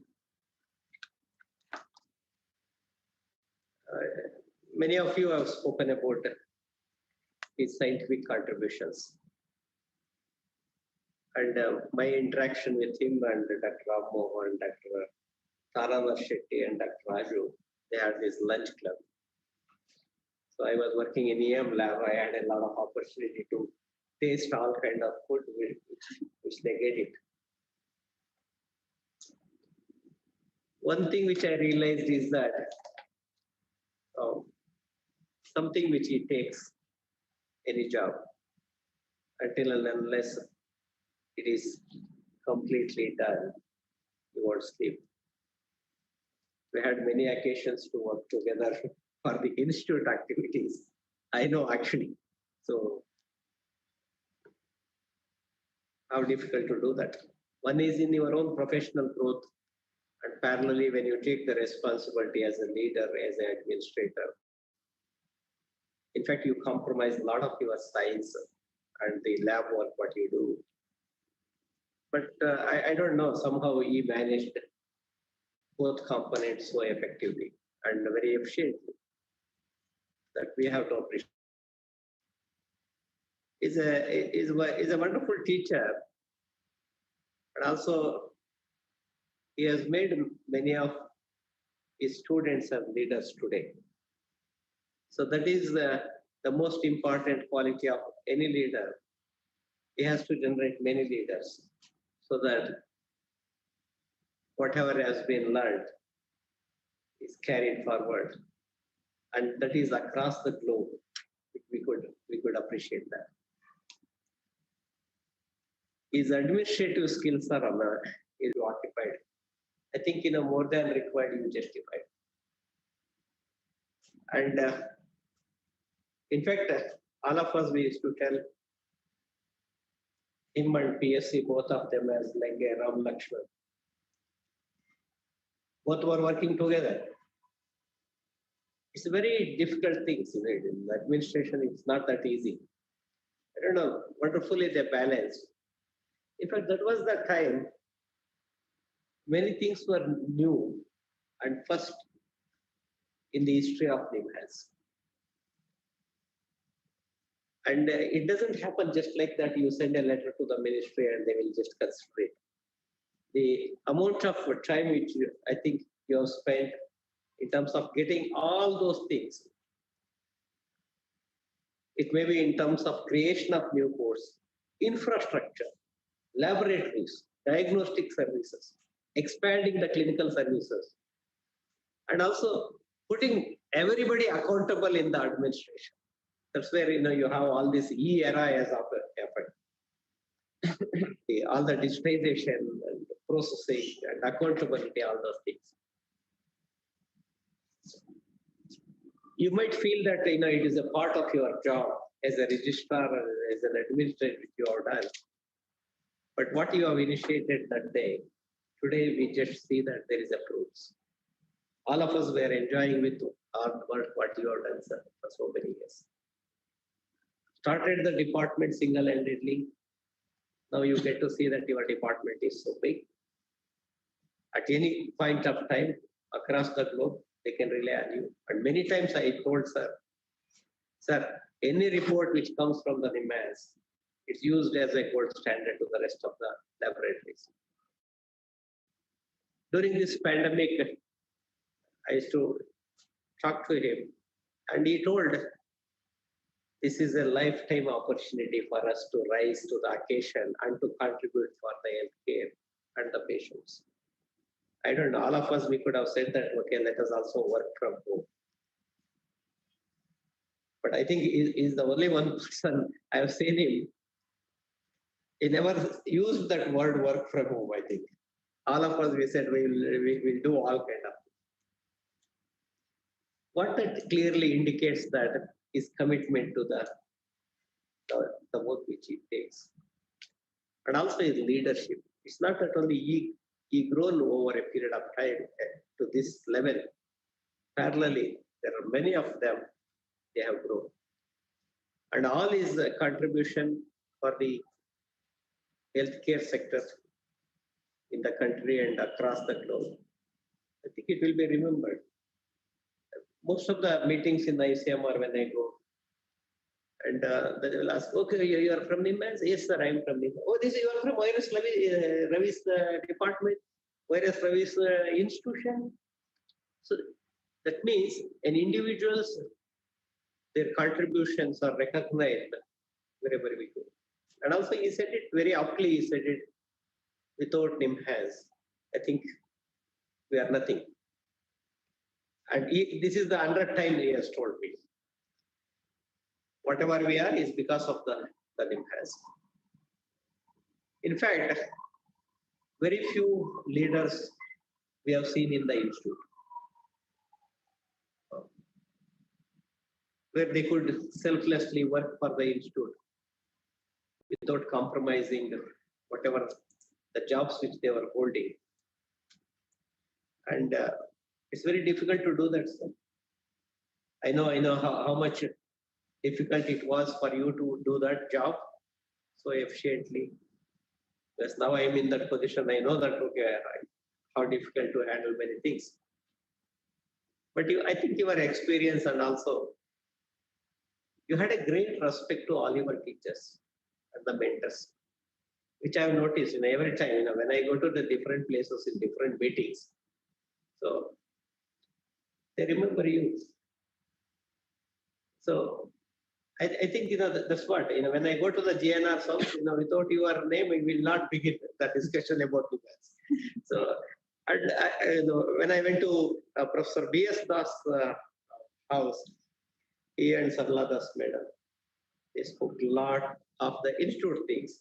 I think all of our interactions with my teachers, our senior colleagues of the institute, I think without taking your name doesn't happen.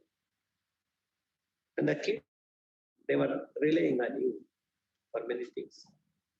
And many of the faculty, all of us, when there is an issue, there is some crisis. It may be related to your project or related to your performance in the lab or getting the grants or something like that. I don't know, you will have some solution. And very few people, they will selflessly help others. And which I have witnessed myself many times. Sir, I am stuck with this project. I don't know, money has not come, but without this equipment, I will not do. Will you give an indented justification? The matter is settled. So we might have bothered so long, how are we going to run these experiments and how do we run this project? Simple solutions. And more than what you have gained from the institute, I must acknowledge. The institute has gained a lot from you, sir. Very few leaders who work beyond what they're supposed to do this job. I'm very sure that the students, obviously, all of us, we have learned many things from you. I don't know very instantly many things. And they will say that, I think, Shankar, you should do this one. That means there is a reason for what he says. And many of us, we will not have such kind of ideas. We'll have crazy ideas, how not to work and how to spoil the things. But he will say that, why can't we do this one? And also it's need-based. And also his deadlines is very difficult to meet, let me think. If all of you have survived for so long, having the deadlines, all those things, it's fantastic. He has given several deadlines for us as well. So, in fact, we could have had a physical meeting, sir. When Professor Raju was superannuated, we had a physical meeting. That feeling is entirely different, interacting with each other and sharing all our thoughts.